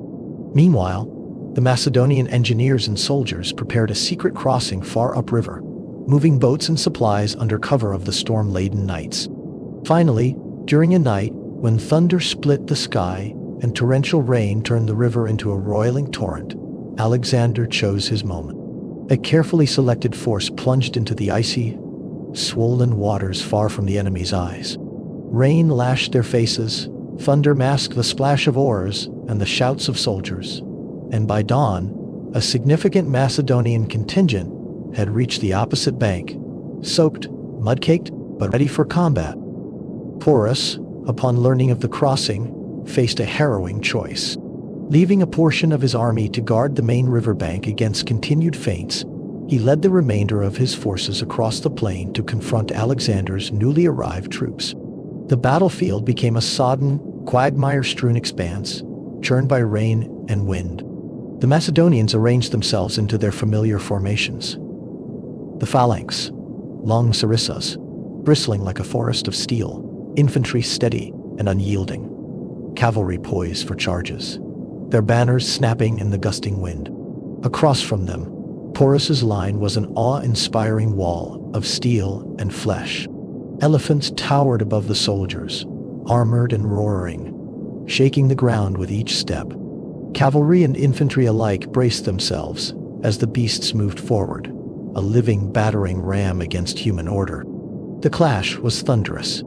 Elephants charged, crushing men underfoot, scattering cavalry, and shattering the front lines. Horses reared and bolted in terror. Men were hurled aside, and the cries of combatants mingled with the bellowing of the beasts and the pounding of hooves in the mud. The battlefield became chaos incarnate.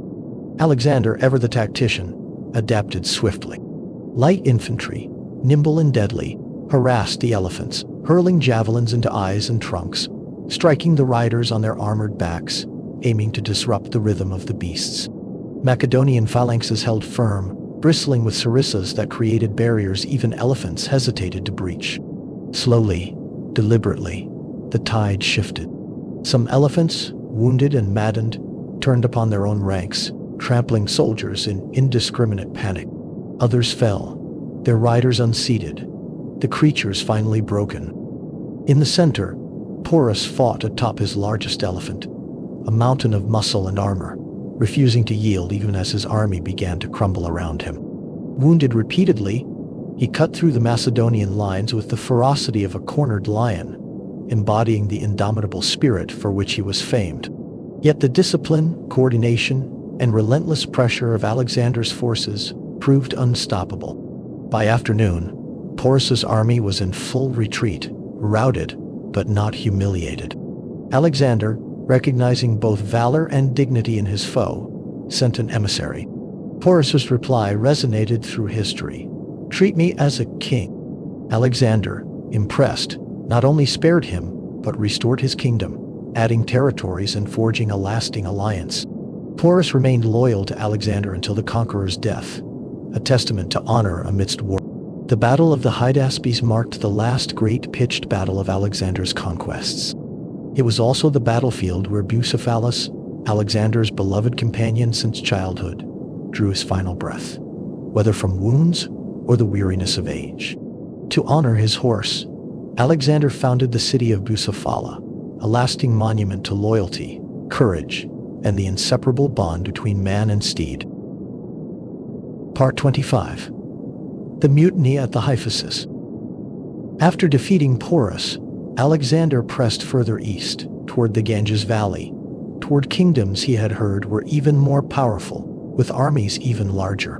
But he was reaching not just the geographic limits of his possible conquests, but the limits of his army's endurance. The Macedonian and Greek soldiers had been on campaign for 8 years. They had marched thousands of miles from home. They had fought in deserts and mountains, endured heat and cold, adapted to strange foods and foreign customs. Many missed their families, their homes, the familiar world of the Mediterranean.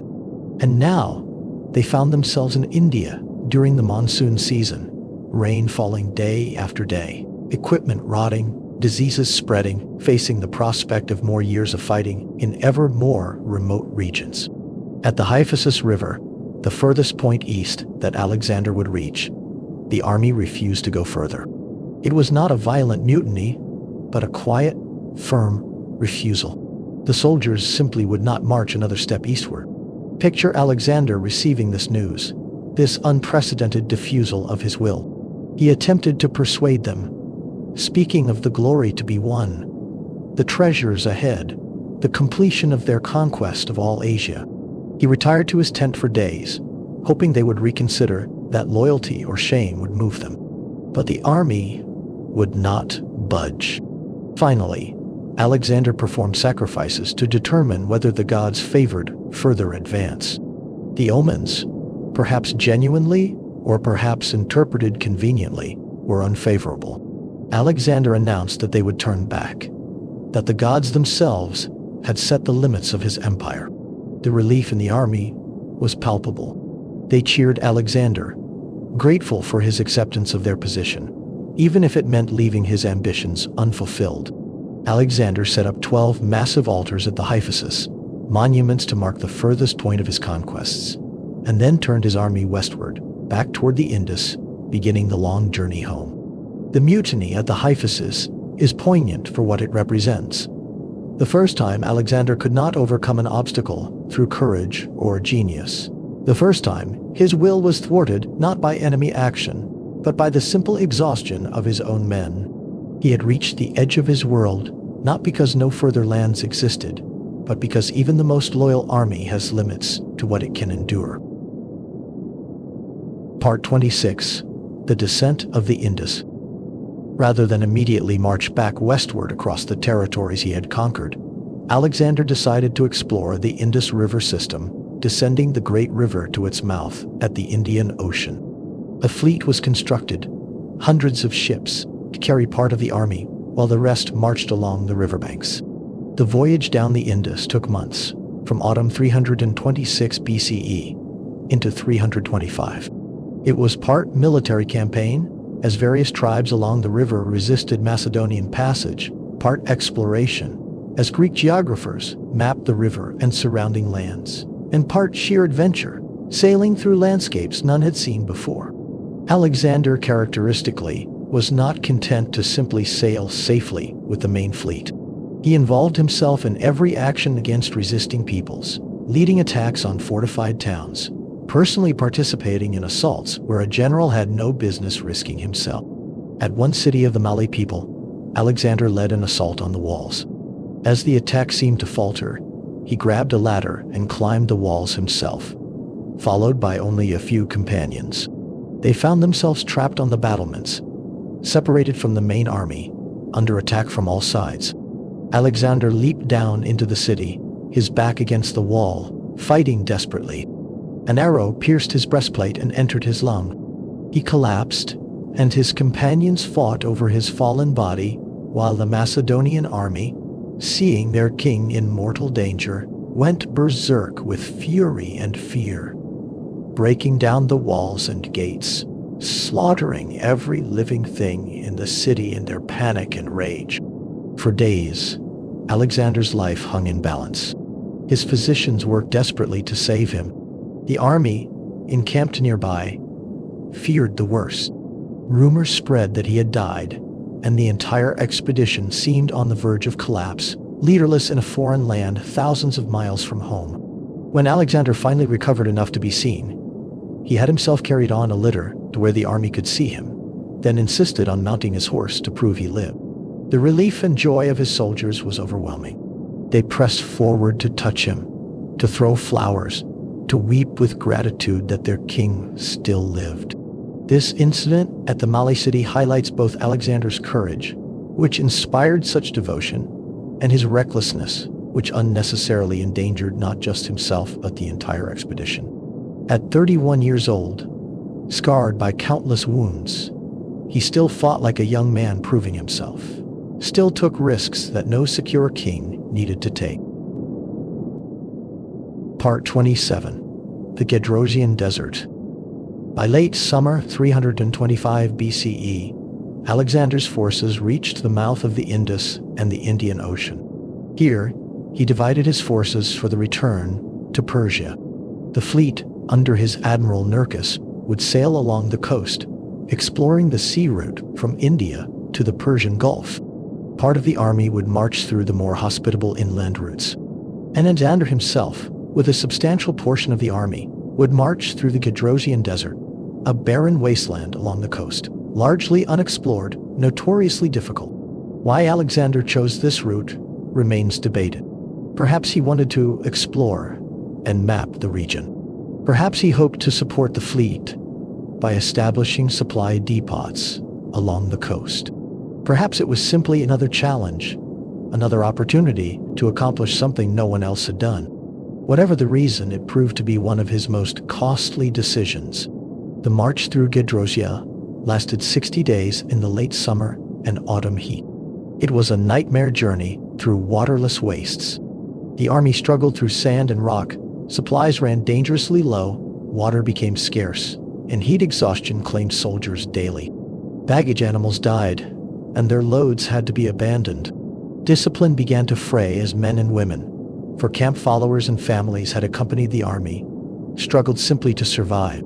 Ancient sources describe the horrors: soldiers digging desperately for water, finding little or none; guides who became lost in the featureless landscape; flash floods that swept away those resting in dry riverbeds; hunger that drove men to eat whatever they could find; however unwholesome. The strongest struggled, the weak died, and were left behind.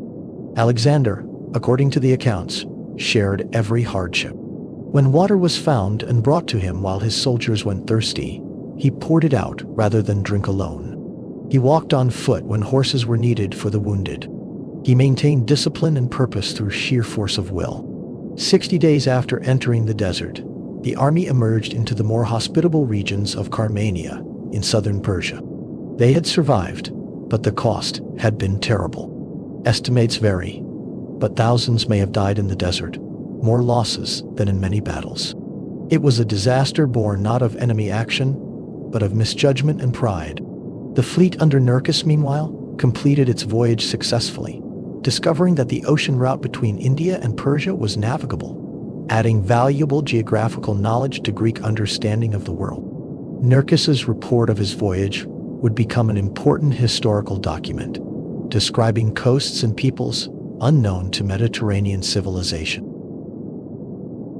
Part 28. Return to Persia. When Alexander returned to the Persian heartland in late 325 and early 324 BCE, he found that his absence during the Indian campaigns had led to problems in the administration of his empire.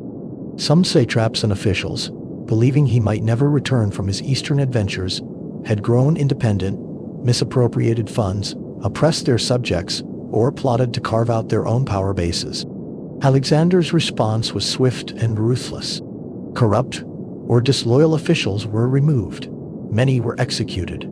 Some were simply dismissed.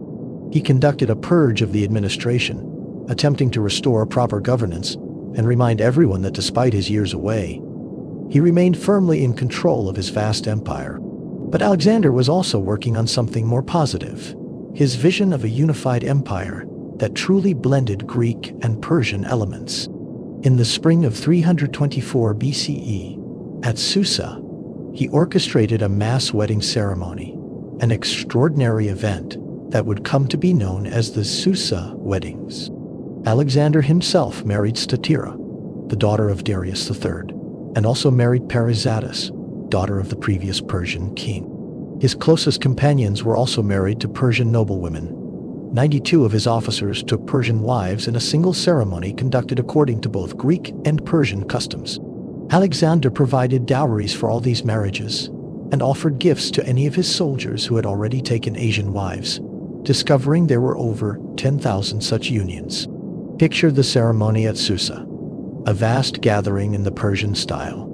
Pavilions decorated with silks and gold, Greek and Persian nobles mingling, the blending of customs and languages, music from both traditions.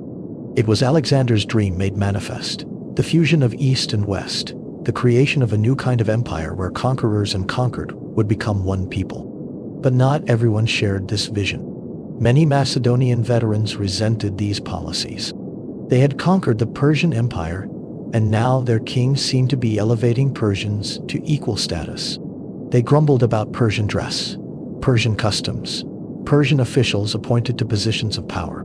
The tensions came to a head at Opis, a city on the Tigris, when Alexander announced that veteran Macedonian soldiers who wished to return home would be released with generous pensions and rewards. He may have intended this as a generous gesture, but the veterans interpreted it as dismissal, a sign that he preferred his new Persian troops to the men who had carried him to empire. Part 29. The Mutiny at Opis. The mood in the assembly at Opis was tense and angry. When Alexander made his announcement about sending veterans home, the soldiers responded with fury. They shouted that he should send them all home, that he should campaign with his father Ammon, a sarcastic reference to his claim of divine parentage, that he no longer valued the men who had won his empire. Alexander's response was characteristically dramatic. He leaped down from the platform and personally pointed out 13 of the ringleaders, ordering them arrested and executed immediately. Then he climbed back up and delivered an impassioned speech. He reminded them of what his father Philip had accomplished, taking Macedonia from a weak kingdom to a power. He listed his own achievements: the battles won, the territories conquered, always fighting at the front, sharing their dangers. He catalogued his wounds, his scars, proof that he had never asked them to endure what he would not endure himself. He pointed out the wealth they had gained, the honors bestowed, the cities founded where they or their children could settle. And then, in the crucial moment, he told them they were all discharged, that they could all go home, and he would conquer the rest of the world with his Persians. He turned and strode away to his quarters, refusing to see anyone. For 2 days, Alexander remained secluded while the army camp descended into confusion and distress. The soldiers, confronted with the reality of their outburst, began to feel shame and fear. They came to Alexander's quarters, standing outside, calling his name, begging forgiveness, saying they would not leave until he acknowledged them. Finally, Alexander emerged. The sources describe a moment of powerful emotion. Hardened soldiers weeping, Alexander himself in tears. A reconciliation was achieved. Alexander embraced the soldiers, particularly the older veterans. A great feast was held, celebrating the restored unity. At this feast, Alexander offered prayers and libations for harmony and partnership between Macedonians and Persians, for his peoples to be partners in rule rather than conquered and conquerors. It was a remarkable vision for the ancient world. This idea of a multicultural empire bound not just by force, but by shared interest and respect.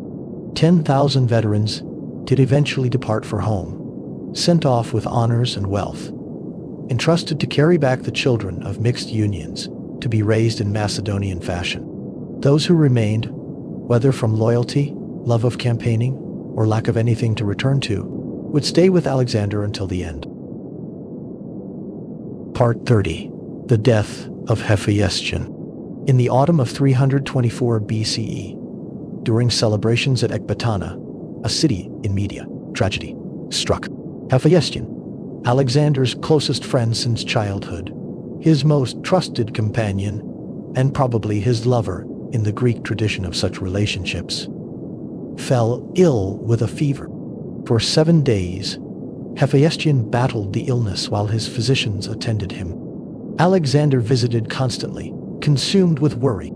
Then one day when Alexander was away attending games, Hephaestion's condition suddenly worsened. By the time Alexander was summoned and returned, his friend was dead. Alexander's grief was overwhelming and absolute. Ancient sources describe him throwing himself on the body, refusing to leave for an entire day and night, weeping uncontrollably. When finally pulled away, his mourning continued with an intensity that shocked even those accustomed to his emotional nature. He ordered the physician who had been treating Hephaestion to be executed, though whether this was actually carried out remains unclear. He cut his hair short in the ancient sign of mourning. He ordered all horses and mules in the camp to have their manes and tails shorn. He decreed that no music should be played in the camp.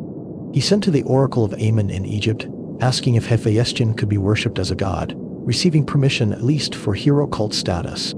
Most dramatically, Alexander ordered a funeral monument to be built in Babylon that would cost 10,000 talents, an enormous sum, a structure described as rivaling the great wonders of the ancient world in its scale and expense. Builders and artists were summoned to create a pyre of unprecedented magnificence. Picture Alexander in these weeks and months, a man who had conquered the known world, but could not save his dearest friend from fever. All his power, all his victories meant nothing in the face of this loss. He had lost close companions before, killed Clytus with his own hand in drunken rage, but Hephaestion's death was different, a wound that would not heal. Some historians suggest that Alexander never truly recovered from this loss, that the grief affected his judgment in the months to come, that it may have contributed to the recklessness and heavy drinking that characterized his final year. Part 31. Babylon and Final Plans. In the spring of 323 BCE, Alexander arrived in Babylon, that ancient city he had entered in triumph 8 years earlier.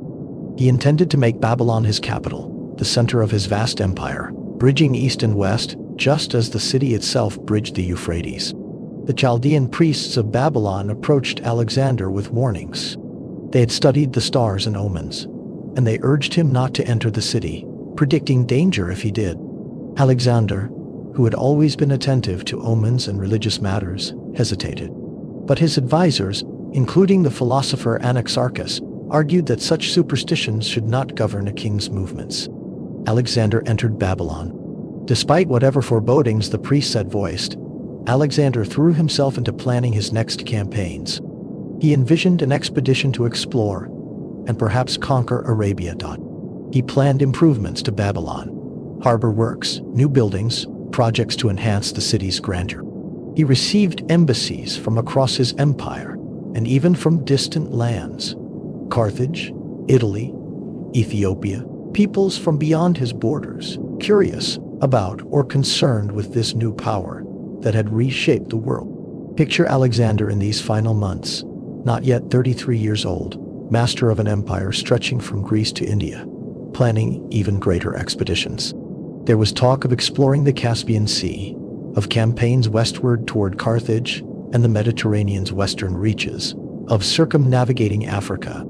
His ambition seemed boundless, his energy undiminished by years of campaigning. He participated in the elaborate funeral ceremonies for Hephaestion, finally held in Babylon with all the splendor he had ordered. The pyre was lit, consuming enormous wealth in tribute to a fallen friend. And then Alexander turned back to the business of ruling and planning, to the endless meetings and decisions required of an emperor. Part 32. The Final Days. In late May, or early June 323 BCE, Alexander attended a long banquet hosted by one of his companions, a Thessalian named Medius. The drinking was heavy, as it often was in Macedonian culture, where the ability to consume vast quantities of wine was seen as a mark of manhood and fellowship. During or shortly after this banquet, Alexander fell ill. What exactly happened remains one of history's enduring mysteries, debated across millennia. Did he contract a sudden fever? Perhaps malaria or typhoid? Diseases common in Mesopotamia? Was he poisoned by those who feared or resented his power? Did heavy drinking and years of wounds and stress finally overwhelm even his strong constitution? The illness came on quickly. Within days, Alexander was confined to bed with high fever. His generals and companions gathered, concerned, but perhaps not yet alarmed. Their king was young, strong, had survived countless wounds. Surely he would recover as he always had. But he did not recover. The fever continued. His strength ebbed. As word spread through Babylon and the camps beyond, his soldiers demanded to see him, to know the truth of his condition. Alexander ordered that his bed be moved so the troops could file past, each man able to see for himself that their king still lived, though weakening. Picture those final days, the great palace chambers of Babylon, the light filtering through high windows, the sound of the city beyond, and in a royal bedchamber, Alexander lying fevered and failing while the empire he had built held its breath. His generals gathered around, asking the crucial question: to whom did he leave his empire? The sources give different versions of his response. Some say he answered to the strongest, implying that his succession should be decided by capability and power rather than inheritance. Others say he answered to Craterus, naming one of his most capable generals. Still others suggest he was too far gone to give a clear answer, that he could no longer speak, that he merely handed his royal ring to Perdiccas, his senior cavalry commander, a gesture whose meaning was unclear. On June 10th or 11th, 323 BCE, in the palace of Babylon, Alexander the Great died. He was 32 years old. He had reigned for 12 years and 8 months.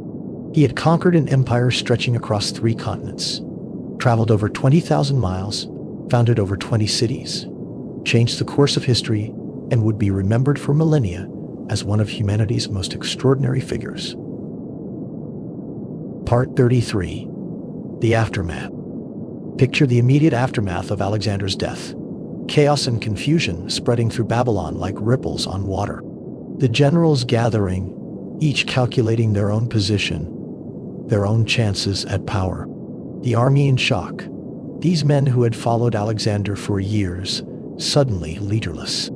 The vast empire, with no clear succession, dozens of peoples and territories held together by one man's will, now adrift.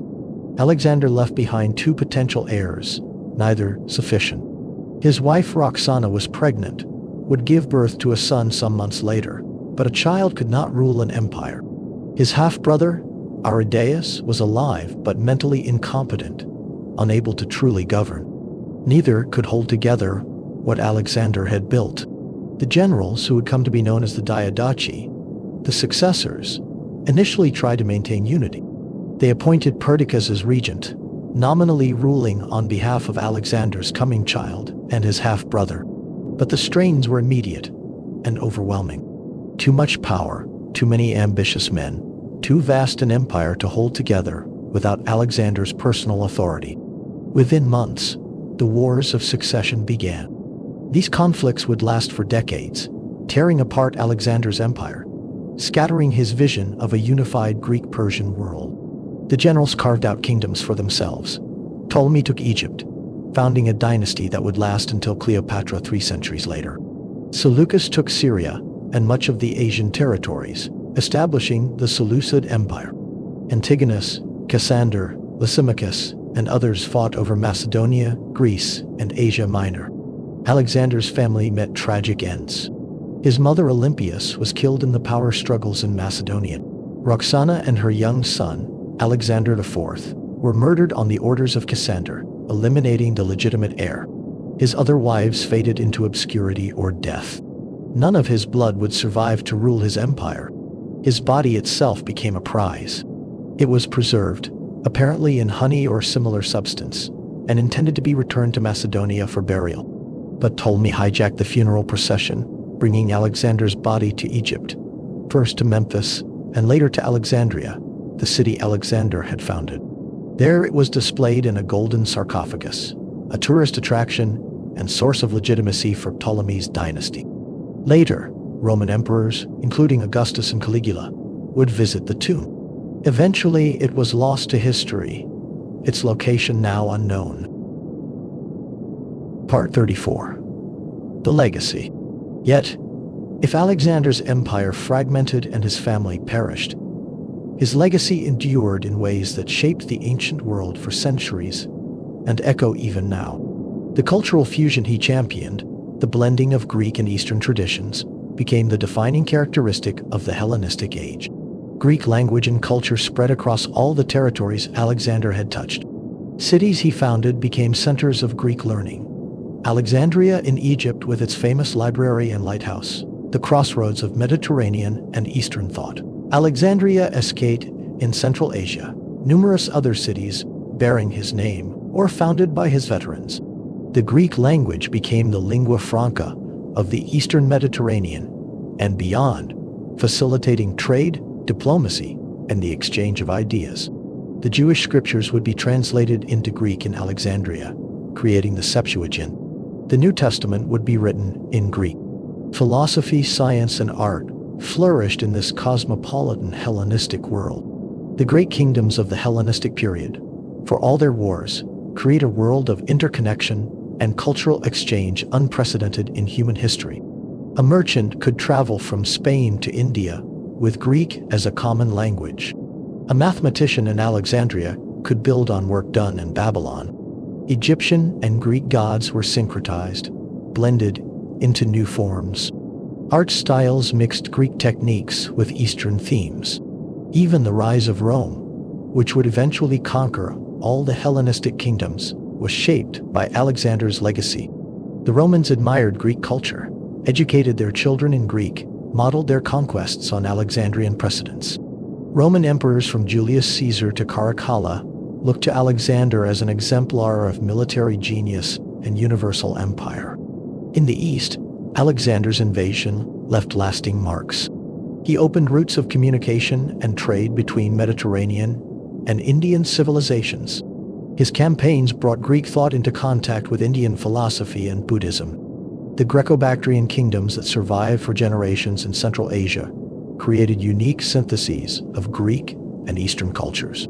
The Indo-Greek kingdoms influenced Indian art, creating the Gandharan style that gave us the first images of the Buddha. Part 35. The Hero in Memory. But beyond political and cultural legacies, Alexander lived on in imagination and story, becoming not just a historical figure, but a legend, a symbol, a figure of romance and inspiration across cultures and centuries.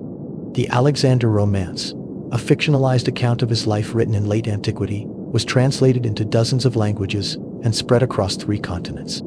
Persian versions portrayed him as a legitimate Persian king.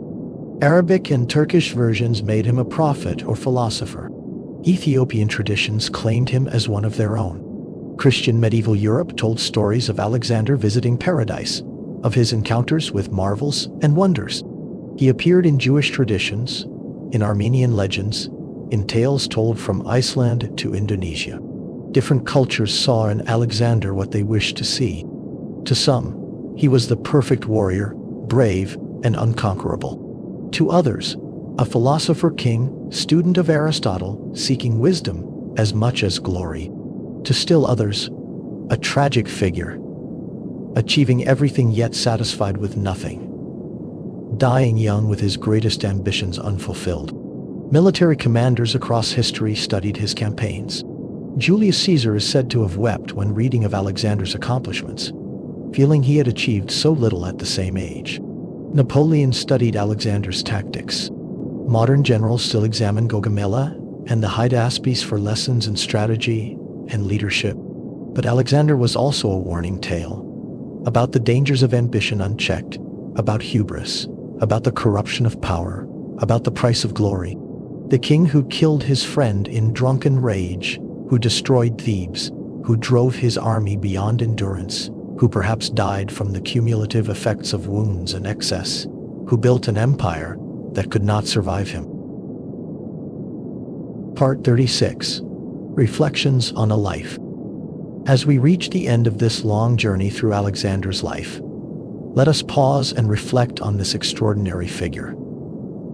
This young king who blazed across history like a comet and left the world forever changed.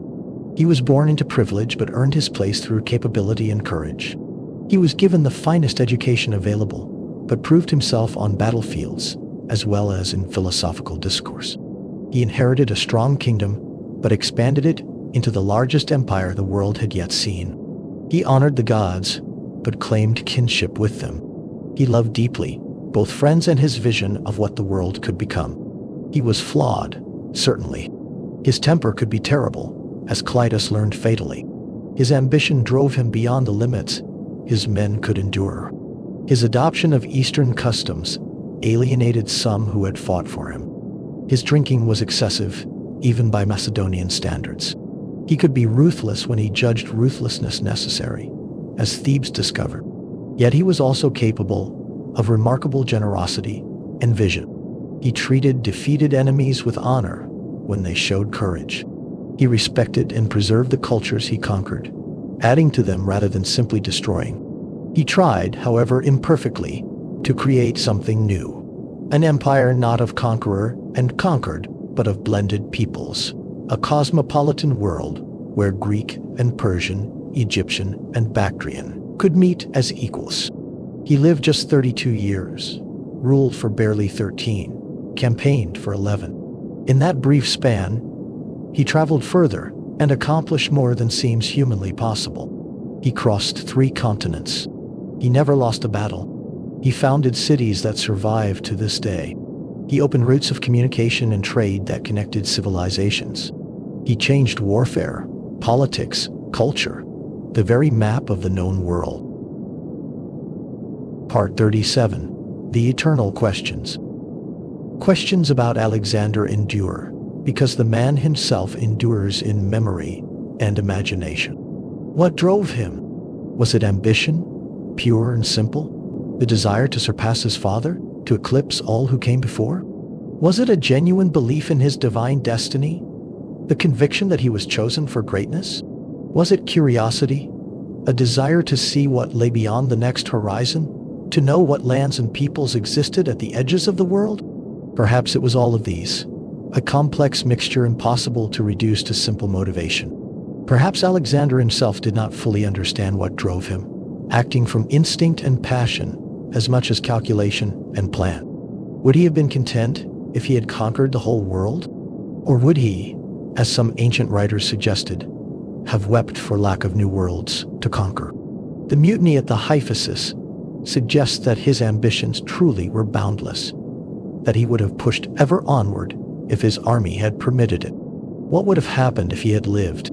If he had recovered from that fever in Babylon, what would his next campaigns have brought? Would he have conquered Arabia and then turned west, bringing Carthage and Italy under his sway? Would he have returned east, reclaiming India, pushing toward China? Would he have succeeded in truly blending Greek and Persian cultures into a stable, lasting synthesis? Or would his empire have fragmented even with him alive, too vast for one man to govern regardless of genius?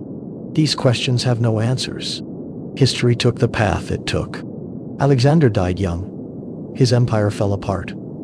But his legend grew and spread until it transcended history altogether, becoming something larger than fact. A story that each age could retell in its own fashion, finding in Alexander's brief, brilliant life whatever truths or lessons it sought. Part 38. The world he left behind. Picture the world as Alexander left it, in those months after his death when the structure he had built was beginning its slow collapse, but before the full chaos of the succession wars had begun. From Spain to India, from the edges of the Sahara to the steppes beyond the Black Sea, the world had been connected in new ways. Greek traders moved through lands their grandparents had never imagined visiting. Persian nobles spoke Greek and read Homer. Egyptian temples incorporated Greek architectural elements. Cities along the ancient Silk Road bore traces of Greek influence that would persist for centuries. The economy had been transformed. The vast Persian treasuries, hoarded wealth of generations, had been released into circulation, flooding the Mediterranean and beyond with gold and silver, stimulating trade and commerce on unprecedented scales. New cities needed goods and supplies, creating markets and opportunities. Knowledge had been spread and synthesized. Greek learning had encountered Egyptian science, Babylonian mathematics and astronomy, Persian administrative systems, Indian philosophy. The intellectual ferment of this exchange would produce the achievements of the Hellenistic age, the geometry of Euclid, the physics of Archimedes, the astronomy of Aristarchus, who proposed the heliocentric model 18 centuries before Copernicus, the medicine of Herophilus, who dissected human bodies and mapped the nervous system, the geography of Eratosthenes, who calculated the Earth's circumference with remarkable accuracy. The very concept of what empire could be had changed.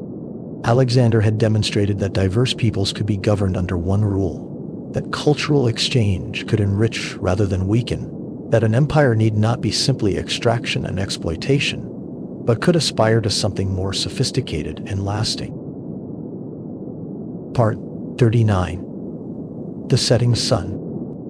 As our long journey through Alexander's life reaches its end, let us return to where we began, to that quiet space between waking and dreaming, to the stillness of this present moment. We have walked beside Alexander from his birth in Pella to his death in Babylon, spanning 32 years and 20,000 miles, from the fresh-faced prince taming an impossible horse to the world-weary emperor planning campaigns he would never lead. We have stood beside him at Granicus, Issus, and Gaugamela, watched him found Alexandria, listened to the oracle at Siwa, crossed the Hindu Kush into India, survived the Gedrosian desert, and mourned with him at Hephaestion's death. All of this happened more than 2,300 years ago. The palaces where Alexander walked are ruins or dust. The cities he founded have been rebuilt countless times or abandoned to desert sands.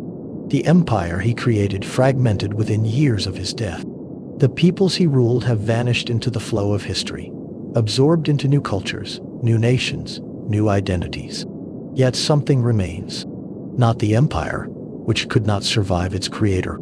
Not the political arrangements, which proved temporary. But something more subtle and more enduring. The memory of what one human being, for all his flaws and excesses, managed to achieve through will and courage and vision. The proof that barriers can be crossed, that horizons can be extended, that the impossible sometimes yields to audacity and determination. Alexander's story reminds us that human beings are capable of extraordinary things, for good and ill. It reminds us that ambition can achieve wonders, but also exact terrible costs. It suggests that the boundaries we accept as fixed may be more permeable than we imagine, that worlds can be bridged, that different peoples and cultures can meet. Part 40. Drifting towards sleep. The night grows deep now. The oil lamps burn low, their flames wavering, casting dancing shadows on the walls. The story of Alexander has been told, this tale of a young king who became a legend, whose name echoed through centuries and across continents. Let your breathing slow further now, deep and steady, like waves upon a distant shore. Feel the weight of your body sinking comfortably into rest. Feel the day's tensions releasing, muscle by muscle, breath by breath. Picture one last scene, a map spread across an ancient table, the parchment yellowed with age, the ink faded but still visible. There is the Mediterranean, painted in blues and greens. There is Greece, Macedonia, the familiar shapes, and extending eastward, the vast territories Alexander traversed, Asia Minor, Syria, Egypt, Mesopotamia, Persia, Bactria, India. Cities marked with symbols, rivers drawn in flowing lines, mountains sketched in careful detail, but the edges of the map fade into uncertainty, into the unknown lands beyond where Alexander's footsteps ceased, where his story ends and mystery begins.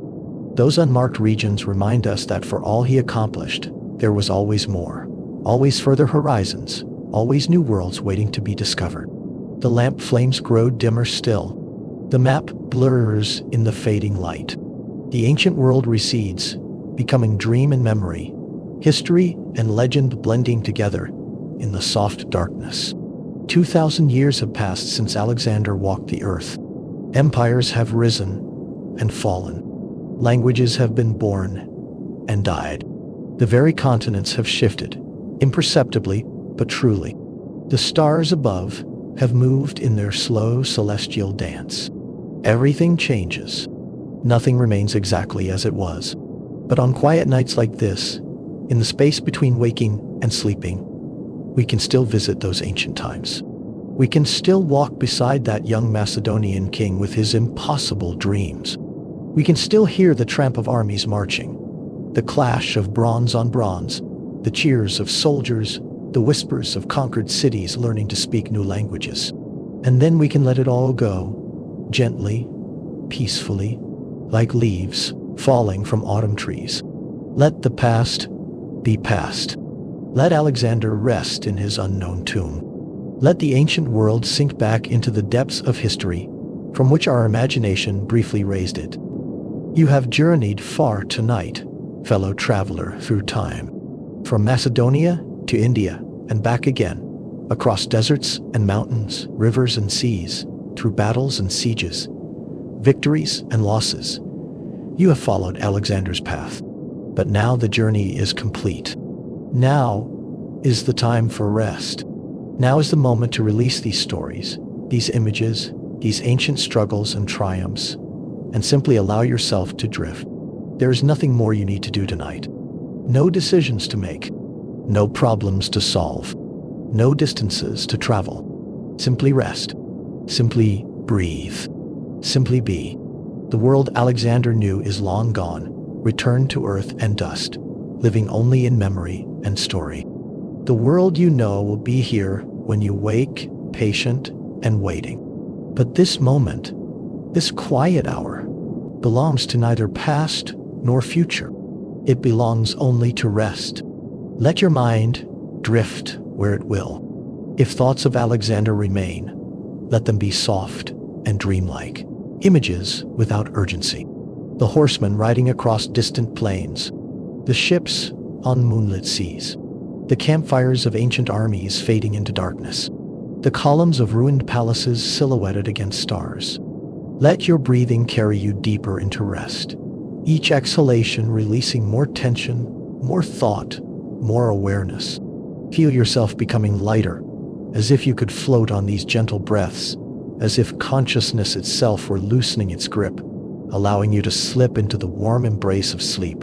The story has been told. The history has been recounted. Alexander has lived his brief, brilliant life and passed into legend. And you, having walked beside him through his extraordinary journey, have earned your rest. Sleep now. Dream peacefully. Let the ancient world fade into the soft darkness behind closed eyes. Let your body repair itself in stillness. Let your mind wander in the landscapes of sleep, where time has no meaning and history is just another dream.